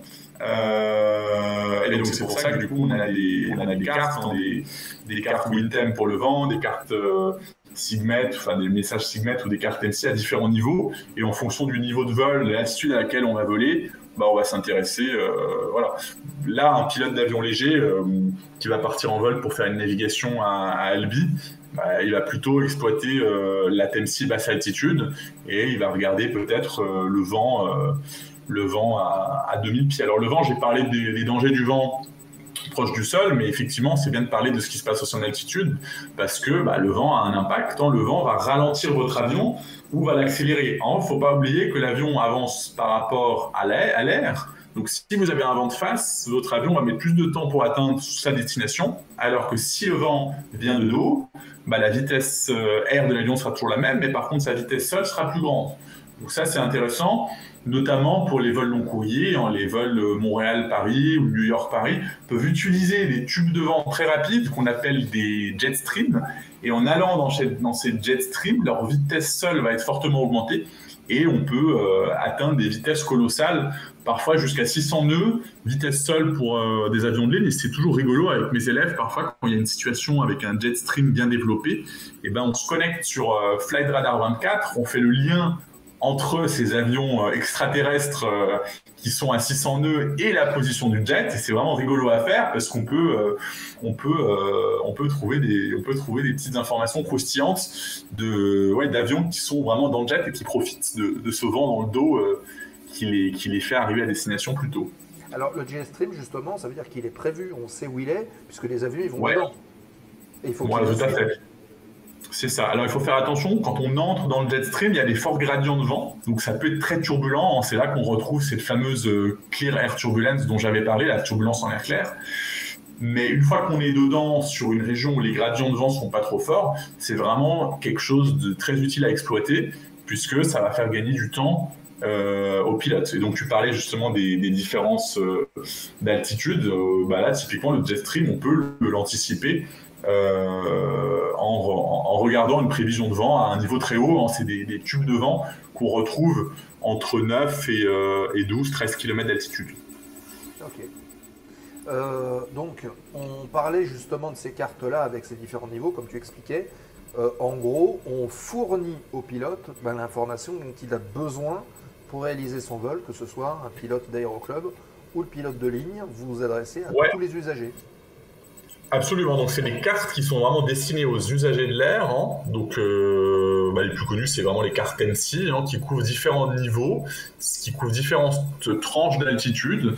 Donc nous, on est plus familiarisés avec la TMC basse couche, qui, sauf erreur de ma part, part du sol et va jusqu'au 140, niveau 140 ou niveau 150. Donc ça correspond à 14 000, 15 000 pieds, ce qui correspond à peu près à 4 000 mètres, 4 500 mètres. Mais il y a des cartes MC qui couvrent des niveaux beaucoup plus hauts et qui sont exploitables pour des avions de ligne qui volent beaucoup plus haut. Les avions de ligne peuvent voler jusqu'à 40 000 pieds en général, donc ça fait des altitudes de 12-13 km. Ok. Alors, question bête encore. Enfin, faut qu'on dise qu'il n'y a pas de question bête. Non, voilà. question bête. Comment est-ce que les prévisions sont faites? Qui est-ce qui décide, quelque part, demain, il va pleuvoir parce que j'ai vu ça ou ça ou ça? Comment est-ce que ça se passe? Non, c'est une très bonne question parce que c'est vrai que souvent, c'est ça qui est parfois un petit peu dommage avec les pilotes qui ne s'intéressent pas trop à la météo. Ils regardent des produits finis sur AeroWeb, des TMC, des METAR, des TARC, mais ils n'ont aucune idée de ce qui se passe et comment d'où sortent ces informations. Donc c'est pour ça que moi j'incite vraiment les contrôleurs et les pilotes de l'ENAC à s'intéresser à la météo, déjà aux observations, donc les images satellites et les images radars. Mais là, pour répondre précisément à ta question, donc comment prévoir le temps, en fait, il y a des modèles qui tournent à Météo France, on appelle ça des modèles numériques, et ces modèles numériques sont capables de simuler l'état futur de l'atmosphère à partir de la connaissance actuelle de l'atmosphère. Genre, on sait que maintenant, actuellement, l'atmosphère, elle est comme ci, comme ça, grâce à toutes les observations disponibles et les dernières prévisions. Et à partir de la connaissance de l'état de l'atmosphère actuelle et des équations qui gouvernent toute la mécanique des fluides, on est capable, avec nos modèles numériques maintenant, de prévoir l'état de l'atmosphère demain, après-demain, avec un indice de confiance malheureusement qui se dégrade de plus en plus. C'est clair qu'au-delà de 4-5 jours, ça devient compliqué de faire une bonne prévision. Donc les fameux 3 sur 5, 4 sur 5 où on voit l'indice de confiance, c'est ça. C'est-à-dire que on est moins sûr de ce qui va arriver. Absolument, ouais. En fait, c'est un indice de confiance. 5 sur 5, c'est qu'on est quasiment sûr. 3 sur 5, ça commence à être pas très bon. Et d'une façon générale, plus l'échéance est lointaine, plus la prévision est dure. Après, pour faire le lien avec l'aéronautique, j'ai envie de dire ce qui est le plus difficile à prévoir. Il y a des phénomènes qui sont plus faciles à prévoir que d'autres. Par exemple, un front chaud étendu, on peut très bien l'anticiper déjà 1 ou 2 jours avant. Par contre, un orage, il y a des situations d'orage qui éclatent de façon très anarchique et c'est très très difficile de savoir à l'avance leur positionnement et quand ils vont péter. Et c'est ça qui est difficile avec la météo, c'est vraiment une science chaotique qui fait qu'on a énormément d'incertitudes sur certains phénomènes et il faut vraiment faire attention à ça parce que moi, j'ai déjà observé des pilotes partir en vol sur la base d'un TAF, mais qui n'était pas très propre. Et s'ils avaient regardé plus, le TAF il était faux, il manquait des informations. Et s'ils avaient regardé le ciel et l'image radar, moi je pense vraiment que regarder l'image satellite, donc c'est les nuages observés par la vue du ciel par un satellite, l'image radar, l'image radar, c'est les précipitations, les pluies, où elles sont et quand elles sont, à partir de détecteurs au sol. Et l'observation vraiment du ciel, quand on a un orage qui sort, c'est des nuages en forme de chou-fleur de type cumulus qui grossissent, et clairement avec ça, les pilotes se feraient parfois moins avoir qu'en regardant uniquement des produits finis de type MetaCraft M6 sans comprendre ce qu'ils lisent. Oui, d'accord. Est-ce que, Vincent, tu connais le modèle Gramet ? Oui, j'en ai entendu parler. C'est pour faire des coupes quand tu vas d'un point A à un point B et savoir tout ce que tu vas rencontrer. C'est un prototype qui permet d'avoir une vision spatialisée de tout ce qui va se passer pendant le vol. Ouais. On en parle aux préparateurs de vol, là, les flight dispatchers, ceux qui préparent les dossiers de vol pour les pilotes. Et c'est assez, je pense que c'est assez bien de faire des coupes. Ça permet d'avoir une vision spatialisée de ce qui va se passer. Ouais. Alors, justement, on va faire une petite incruse, comme ça on va le voir ensemble. Ça me permet de faire un peu de vulga là-dessus, parce que c'est vrai que plusieurs fois on en a parlé à des stagiaires, ils ne connaissaient pas forcément ça. Mais finalement, donc, pas je ne sais pas si on va pouvoir le voir, je vais essayer de l'afficher. Non, c'est pas celui-là. Ça doit être... Est-ce que c'est celui-là ou pas? Bougez pas. Ouais, c'est ça. Voilà. Donc on le voit, puis on a mis Vincent à côté. Hein. Je ne sais pas si je peux zoomer, je pense que oui. Oui, on peut zoomer, on va voir. Alors, c'est ce que je viens de sortir à l'instant. Hein. Regardez, donc on part de LFLM qui est ici, Marseille, et je lui ai demandé une coupe jusqu'à BO, donc c'est Toulouse-Blagnac. Donc vous imaginez un trajet qui va de Marseille à Toulouse-Blagnac, et là-dedans, en fait, on va voir ici le relief qui apparaît là. Ouais. On a vraiment le trajet en coupe. Au-dessus, on va voir différentes infos. Là, on va voir 5000 pieds. À 5000 pieds, vous voyez là, on a un petit trait. C'est, t'en parlais tout à l'heure, Vincent, l'ISO 0. Donc là, on sait qu'à partir de là, danger. Ah bah voilà. Mais c'est bien parce que tu as un exemple très concret de tout le charabia que j'avais dit au début de l'émission. Là, tu peux vraiment savoir. On illustre. Tu vas vraiment savoir où tu vas givrer dans le nuage entre 0 et moins 10, grosso modo. Ouais, c'est ça. Voilà. Et il t'a entouré en vert, c'est ça le logiciel? Pardon? Et du coup, le logiciel est entouré en vert, si je comprends bien, non? C'est ça, sur l'image? Alors, tout ce qui est en vert ici, ce sont les zones de givrage sévère. Ouais, c'est ça. Il a entouré en vert les zones entre 0 et probablement moins 10, enfin, dans le range de température où tu as un risque. Ouais. Ouais, au-dessus. Alors, effectivement, on a le 0 ici, on a le moins 10, moins 20, moins 30, moins 40, moins 50. Ouais. Et en plus, on voit que les couches de température s'amincissent au fur et à mesure qu'on monte. Ouais. Mais ce qui est intéressant de bien noter, j'en ai parlé au début, mais c'était pas très clair, c'est de voir que quand on est dans un nuage et qu'il fait très froid, moins 30, moins 40, et ben on ne givre pas. C'est ça qui est amusant. Pourquoi? Parce que il fait tellement froid qu'en fait, il n'y a pas de gouttelettes ou de gouttes d'eau surfondues, c'est des cristaux de glace. Et quand un cristaux de glace impacte le bord d'attaque d'un avion, et ben en fait, c'est pas grave, il va ricocher, il va partir. Là où évidemment, ça peut être plus dangereux, vous vous souvenez tous du vol Rio-Paris, c'est le fait que ces cristaux de glace peuvent entrer dans les sondes pitot. Donc là, par contre, il faut faire attention à ça. Mais c'est un autre type de givrage. Vraiment, l'accumulation de glace sur l'aile, il faut de l'eau surfondue. Et c'est exactement dans la zone verte que Sébastien vous présente, là, sur le Gramet. Et c'est vraiment là qu'il faut éviter entre 0 et moins 10, ouais, à peu près. D'ailleurs, on voit qu'au-dessus de 0, ici, on a des petits flocons de neige. Là, on en a un peu en dessous, mais ici, ça se transforme en eau. On voit de la pluie qui est ici. Ouais. Et pour le pilote, c'est vrai que là, on se rend compte que les nuages, ils sont pas très loin des sommets. Donc là, il va peut-être falloir faire attention. On voit aussi des nuages cumuliformes qui sont situés ici, les fameux moutons. Et puis, il y a un truc qui est aussi sympa, c'est on a la trajectoire de l'avion qui est matérialisée par la petite flèche rose. Et en plus, là, on a l'orientation du vent. Donc là, je sais que je vais avoir un vent de face de 5 nœuds à peu près. Zoom. Et qu'en fait, au fur et à mesure, il va passer sur le côté. Zoom-le un peu, on ne voit pas beaucoup. On le voit pas beaucoup? Ouais. Vous le voyez, non? Est-ce que vous le voyez ou pas? Voilà, on va zoomer un peu. Voilà, ouais. Ici. Ça, c'est hyper intéressant. Ouais, finalement, ça rejoint un petit peu les cartes WinTime, mais en coupe, et ça permet de savoir si le temps de vol va être augmenté ou diminué. Et j'ai pas parlé aussi de la dérive. La dérive, donc c'est la différence entre le cap et la route. Et clairement, avec ce genre de carte, on peut savoir s'il y aura de la dérive ou pas. Ouais. Et on peut voir aussi si le ciel va être couvert avec les fameux octas, few, scattered, broken, etc., overcast, tout simplement par le petit cercle qu'on a là. Là, on voit qu'il est situé entre des couches de nuages, donc c'est clair, il n'y a rien. Par contre, quand il est dans les nuages, là, on voit que c'est plein. Voilà. Donc, il y a pas mal de petites infos qui sont là-dessus. Alors, le problème, et tu as peut-être un avis là-dessus, Vincent, c'est pas quelque chose qui est officiellement, on va dire, reconnu. Oui, alors effectivement, ça je l'ai appris ces dernières années, mais il y a normalement ce qui est réglementaire, c'est METAR, TAF, TEN6, Sigmet, mais ce genre de produits, c'est pas des produits réglementaires officiels, ouais, mais peut-être ça je sais pas après. Si ça le deviendra un jour, mais c'est clair que c'est une information pertinente, moi je trouve. Ouais.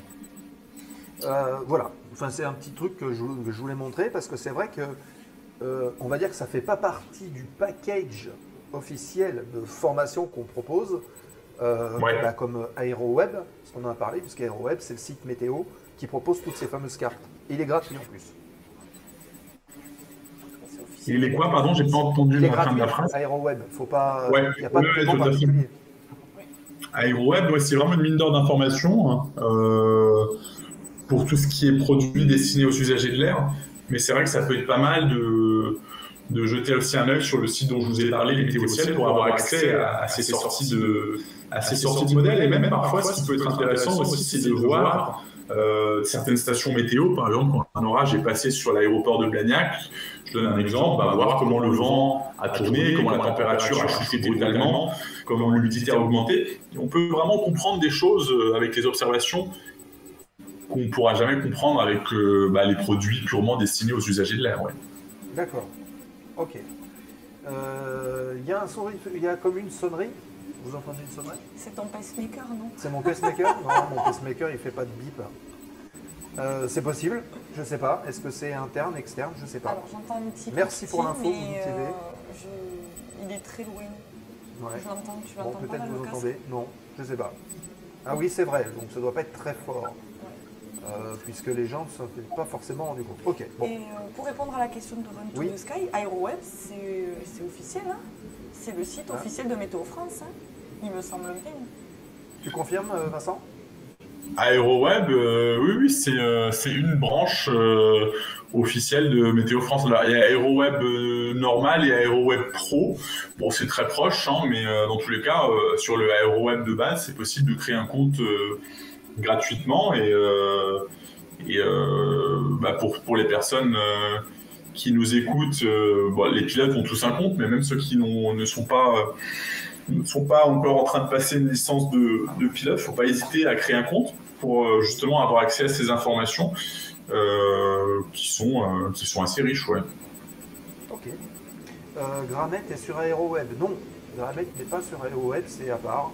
D'ailleurs, je pense que vous tapez Gramet sur Google, vous allez le trouver. Mais ce n'est pas quelque chose d'officiel. Ça me fait penser d'ailleurs à Windy TV. Ce ne sont pas forcément des modèles européens.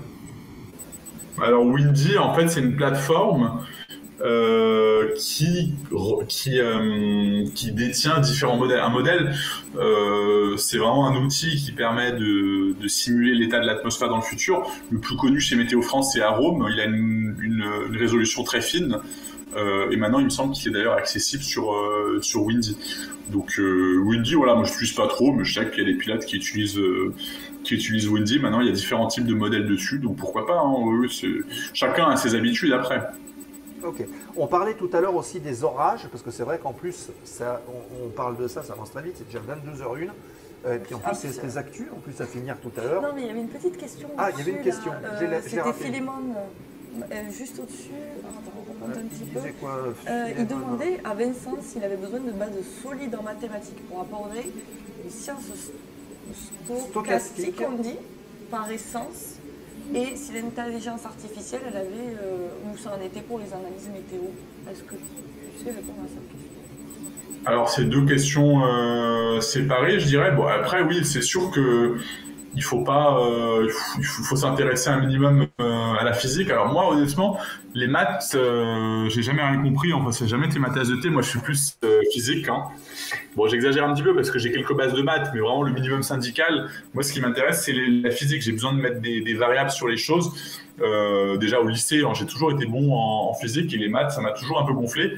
Il faut avoir ce sens physique. Si vous comprenez que l'eau peut s'évaporer, qu'elle peut changer d'état, si vous avez ce sens physique, vous pouvez vraiment vous intéresser, je pense aussi bien à la météorologie que l'aviation, parce que c'est des domaines concrets où on a besoin c'est des domaines un peu scientifiques où il faut s'intéresser à des processus concrets. Après, les maths, ça reste un outil, mais c'est pas non plus insurmontable. Ça dépend à quel niveau on l'élève. Et après, pour répondre à la deuxième question, oui, l'intelligence artificielle est en train de prendre de plus en plus le dessus. Alors, c'est encore quand même à ses débuts en météorologie. Il y a des études qui essayent de voir si elles pourraient remplacer les IA, pourraient remplacer les modèles. Pour l'instant, c'est pas très convaincant. Donc, on reste toujours quand même sur de la bonne vieille physique développée par les chercheurs au CNRM, le Centre national de recherche météorologique, qui eux développent des modèles qui sont ensuite exportés pour tourner de façon opérationnelle au CNP. Donc, le CNP, c'est le Centre national de prévision à Météo France. Voilà. Donc, c'est pas encore demain que l'IA va nous dire demain, il faut sortir le parapluie. Oui. Est-ce qu'on peut retenir? Voilà, c'est encore dans ces balbutiements, comme on dit. Ok. Tu voulais parler des orages, du coup? Oui, je voulais parler des orages. C'était un peu coupé dans le temps. Eh bien, tu sais quoi? On va en parler dans la dernière séquence de l'émission. On va faire la foire aux questions remise de gaz avec les 5-10 dernières minutes de l'émission. On va parler des orages. Vous pourrez poser vos dernières questions à Vincent. On parlera de ton actu et on parlera du programme. Ça fait beaucoup de choses en remise de gaz, mais on va y arriver. C'est parti. La zone aéro, remettez les gaz. Dernière question, programme à venir, vite. Ce sont les 5 dernières minutes de l'émission. Voilà, la foire aux questions remise de gaz avec la voix de Arline. Voilà, on va faire tout ça. Allez, moi j'ai froid, t'inquiète pas, on a ce qu'il faut. Run to the sky, il n'y a pas de souci. Donc, revenons sur les orages. C'est un phénomène dont on parle un peu parce qu'il y a eu des orages assez violents. Tout le monde les redoute, que ce soit les pilotes, que ce soit les agriculteurs. On en parle souvent. En quoi ces orages, déjà, est-ce que ces orages sont prévisibles? Et comment météo, on peut prévenir les pilotes? Alors ces orages, comme je disais tout à l'heure, c'est des phénomènes qui sont malheureusement difficilement prévisibles. C'est souvent des phénomènes qui sont locaux, et on a du mal vraiment à savoir où et quand ils vont éclater. Donc c'est vraiment, voilà, je dirais un des phénomènes où il faut faire le plus attention. Le pilote, qu'est-ce qu'il doit faire pour éviter de partir en vol dans une zone orageuse? C'est évidemment étudier au mieux le dossier de vol au sol, et après, une fois qu'il est en l'air, si c'est un pilote VFR, comme j'avais dit dans l'exemple il y a quelques minutes, observer, quand on voit des nuages en forme de chou-fleur qui se développent. On sait qu'on est dans une zone dite convective. La convection, c'est quand on a des mouvements ascendants de l'air, et c'est la convection qui permet à des cumulus de devenir de plus en plus gros et de finalement débouler sur le cumulonimbus, donc le nuage d'orage. Et après, pour les pilotes de ligne, ils ont un radar météo embarqué dans le nez de l'avion.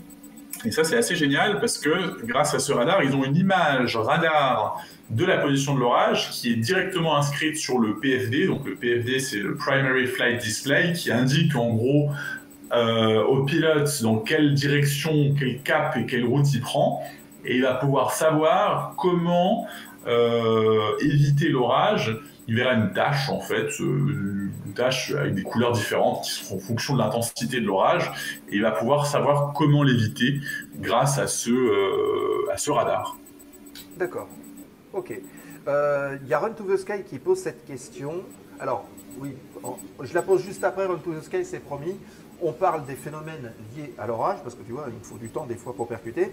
Il y a ces phénomènes-là. On sait que les orages, c'est des pluies violentes, mais aussi, il peut y avoir de la grêle. Voilà, la grêle, c'est un... avions, c'est pas bon. La grêle pour les avions, c'est pas bon. Alors la grêle, on en parle aussi, évidemment, de ce phénomène quand on présente le cours sur les orages aux étudiants d'ENAC. Donc la grêle, souvent les grêlons, ils peuvent être gros, et en plus, déjà, ils peuvent tomber à une certaine vitesse. Les plus gros grêlons peuvent tomber jusqu'à 150 km/h, et en plus de ça, il faut additionner la composante de la vitesse de l'avion. Donc en fait, c'est la somme vectorielle de la vitesse du grêlon et de l'avion. Donc autant dire que les grêlons peuvent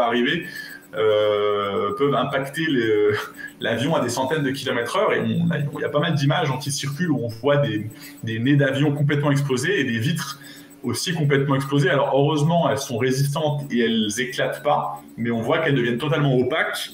Et heureusement que les pilotes, dans les cas où c'est arrivé ces dernières années, ont pu se poser, puisque c'est des avions qui sont capables de se poser sur des approches vraiment comme si il y avait un brouillard avec une visibilité à 10 mètres.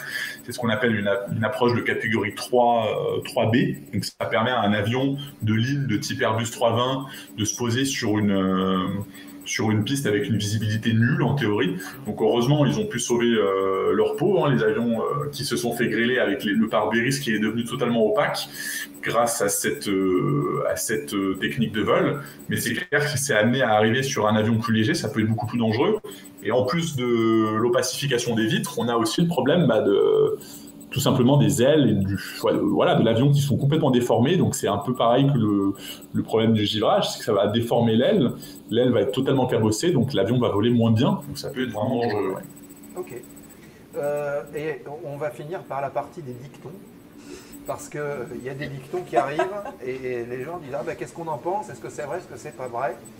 Il y a Run to the Sky qui dit dicton de grand-mère, par chez moi on dit que quand le ciel en fin de journée est rouge, c'est signe de l'arrivée du Mistral. Qu'est-ce que t'en penses? J'en sais rien. Légende?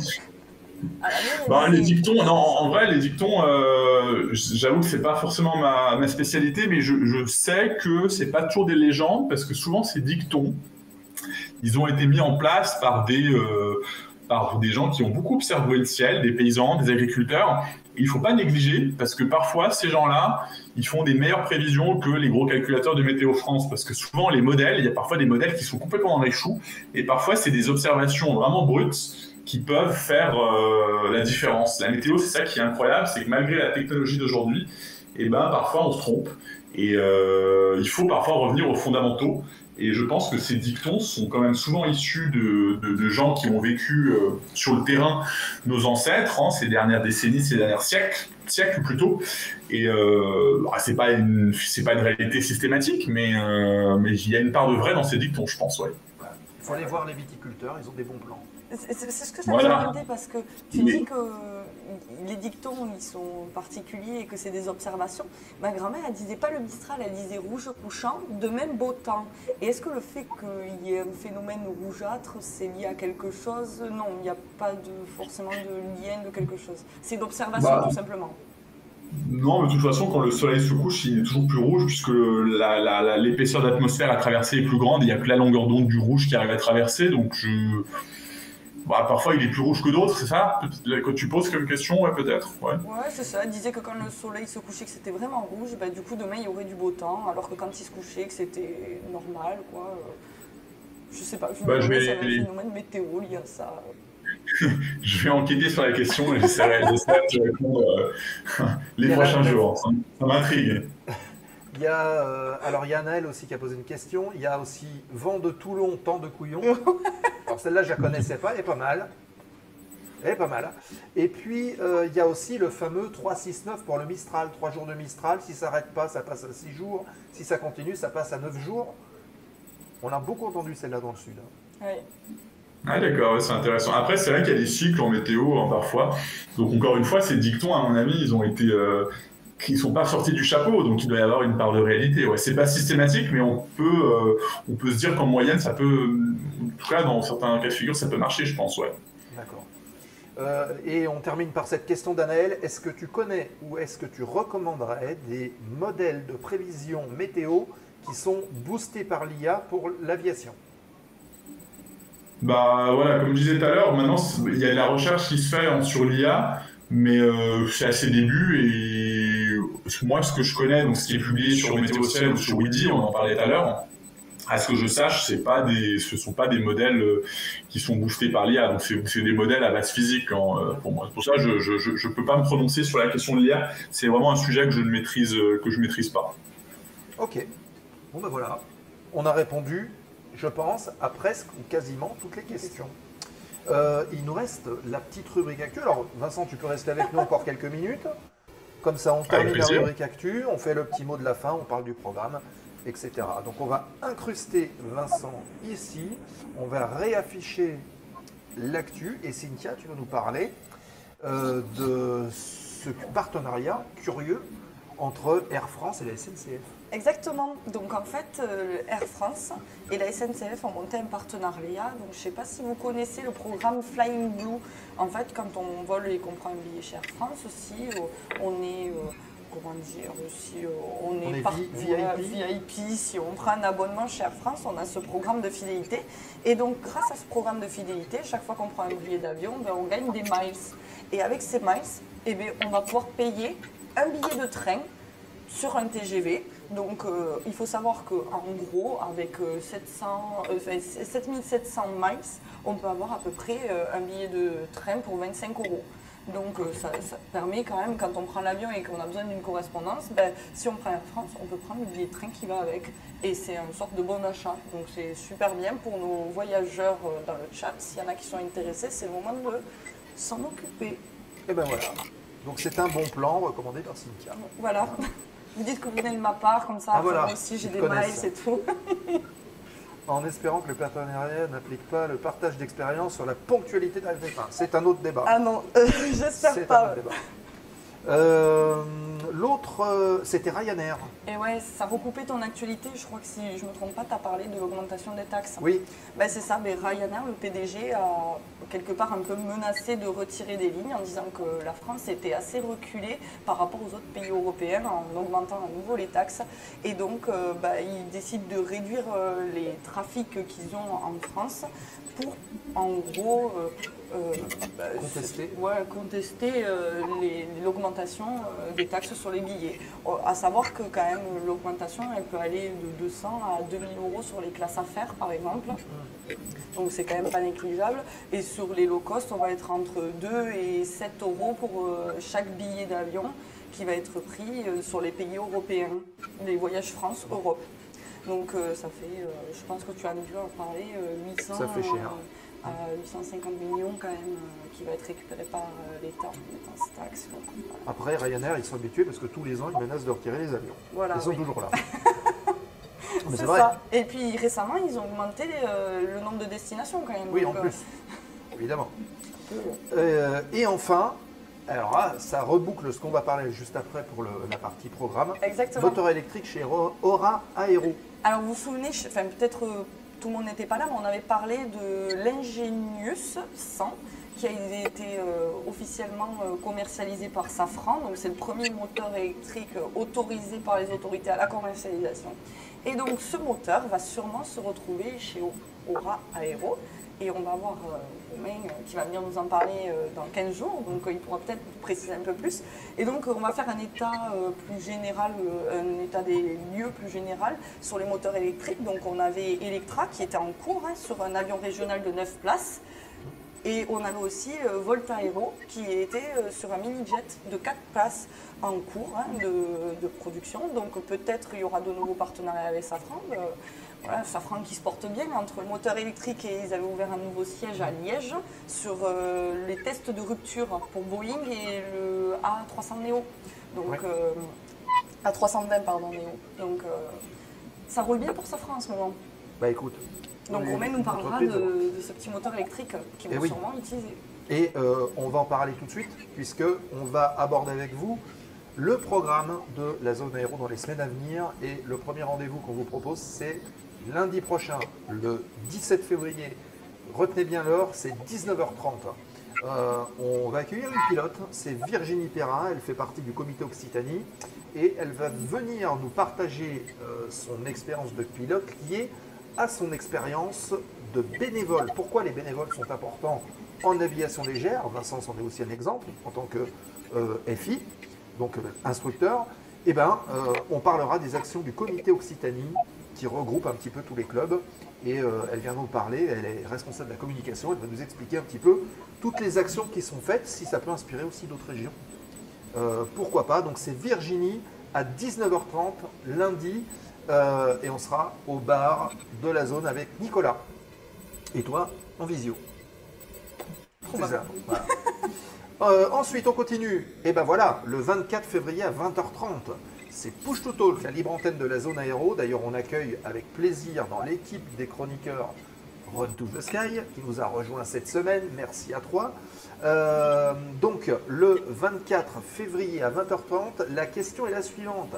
Vous avez vécu en tant que pilote ou même passager dans un avion de ligne, pourquoi pas, une expérience spéciale avec un phénomène météo, des turbulences, un orage, quelque chose un peu de particulier, eh bien, venez nous en parler le 24, on vous ouvre l'antenne, on prend des témoignages, c'est toute l'équipe de Push to Talk qui vous accueille et quelque chose me dit que peut-être Vincent sera parmi nous pour parler de tout ça. Voilà, on en a parlé un petit peu en antenne. Donc, prenez rendez-vous le 24 à 20h30, Push to Talk avec la libre antenne de la zone aéro et ses chroniqueurs. Ne tenez pas compte du lien Twitch, il a changé, de quoi donc? De quoi donc? Ok. Bon, Push to Talk, c'est pas la peine de le mettre tout de suite parce que de toute façon, on prend personne à l'antenne. Connect Push to Talk, c'est pour se connecter. Donc là, on va pas faire ça tout de suite. Et en plus, c'est pas sur la bonne scène. Pilote d'essai et de voltige. Et ben c'est ce que tu disais, Cynthia. Ouais, ça sera le 26 février à 20h30 ici. Il sera là avec nous au bar. C'est Romain Coeur, il est pilote voltigeur Aura Aero, il est instructeur voltige. Il est pilote de marque, on appelle ça comme ça. En gros, c'est le pilote d'essai qui va aider à développer l'avion et à le faire évoluer. Il travaille donc pour Aura Aero, il est ingénieur. Il est très bon en voltige.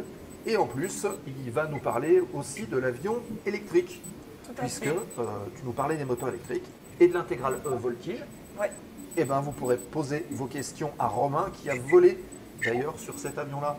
Donc qui est mieux placé que lui pour vous parler de tout ça? C'est le 26 février à 20h30. Romain est très sympa, donc il n'y a aucun problème. On pourra discuter avec lui. Voilà le programme qu'on vous propose pour les nouveaux épisodes de février de la zone aéro. Et le programme du mois de mars est en train de se remplir. Donc on continue d'alimenter les émissions, bien sûr. Bien sûr, bien sûr. Voilà pour le programme. J'espère qu'il vous plaira. En tout cas, n'hésitez pas à nous rejoindre sur les réseaux sociaux, puisqu'on va le publier au fur et à mesure. Exactement. Donc, chaque jour, enfin quand il y a le live, on publie généralement le midi, et comme ça, vous êtes tranquille. Run to the Sky, non, on enchaîne par un push to talk. Négatif, mon ami. Il y en a qui travaillent. Bien, hop, on va réafficher ici et on retrouve tout de suite, hop, Vincent pour clôturer cette émission. Eh bien écoute Vincent, merci beaucoup d'avoir participé à cette émission. J'espère que l'expérience de la zone aéro t'a plu. Bah, merci beaucoup pour cette invitation. D'habitude, quand je me fais contacter par les médias, je suis pas forcément fanat parce que les médias ont tendance à déformer et vulgariser un peu trop parfois les propos, mais là, ça n'a rien à voir. C'est une chaîne de passionnés, c'est une chaîne technique. Et clairement, moi, ça me fait plaisir de pouvoir avoir le temps de discuter et de détailler un sujet. Donc, vraiment, ça fait plaisir. Je m'attendais pas à ça parce que c'est rare que je vais spontanément proposer de parler à des chaînes comme ça. Et le fait de m'avoir invité, vraiment, c'est super sympa et ça m'a fait plaisir d'échanger. Ouais. Et ben voilà, peut-être que tu vas changer ta vision sur ces nouveaux médias que sont ceux de Twitch ou YouTube. Oui. Ah ben voilà. Ben, tu vois, tout le monde dit, ah ben tu vas revenir. Ah, mais il a encore des choses à nous raconter, je pense. Oui. Ça, le sujet est vaste. Ben, tu seras là avec nous le 24.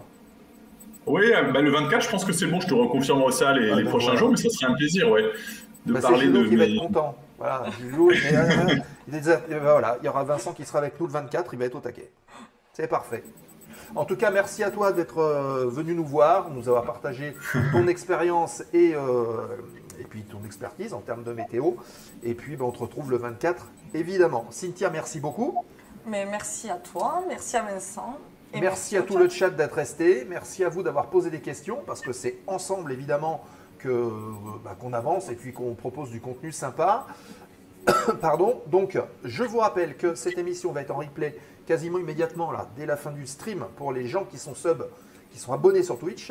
Si vous voulez la retrouver gratuitement, ce sera dans 14 jours, très exactement, sur YouTube, comme tous les replays de la zone aéro. On remercie Julot qui nous prépare aussi tous les podcasts, puisque toutes les émissions sont retrouvables en podcast audio sur toutes les bonnes plateformes.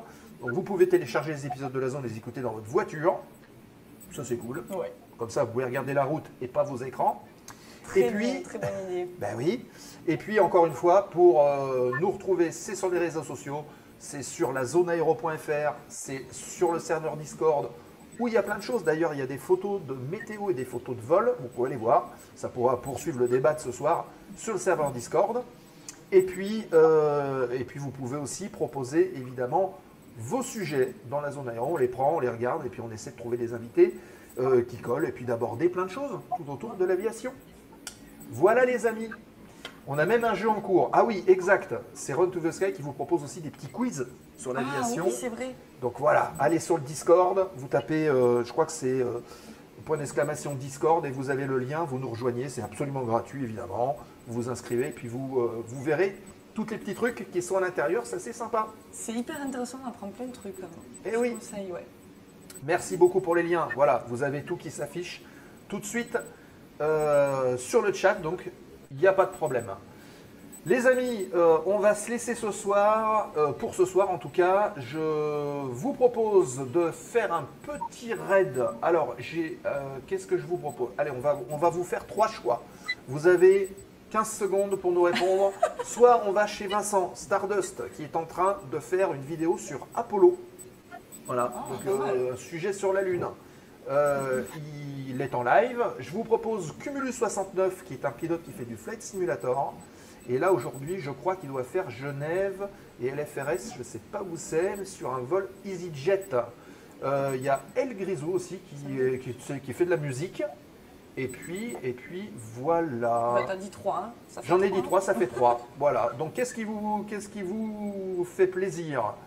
Stardust, Cumulus ou El Grisou. Apparemment, il y a déjà un fan de Stardust. Il y a un Stardust déjà qui est là.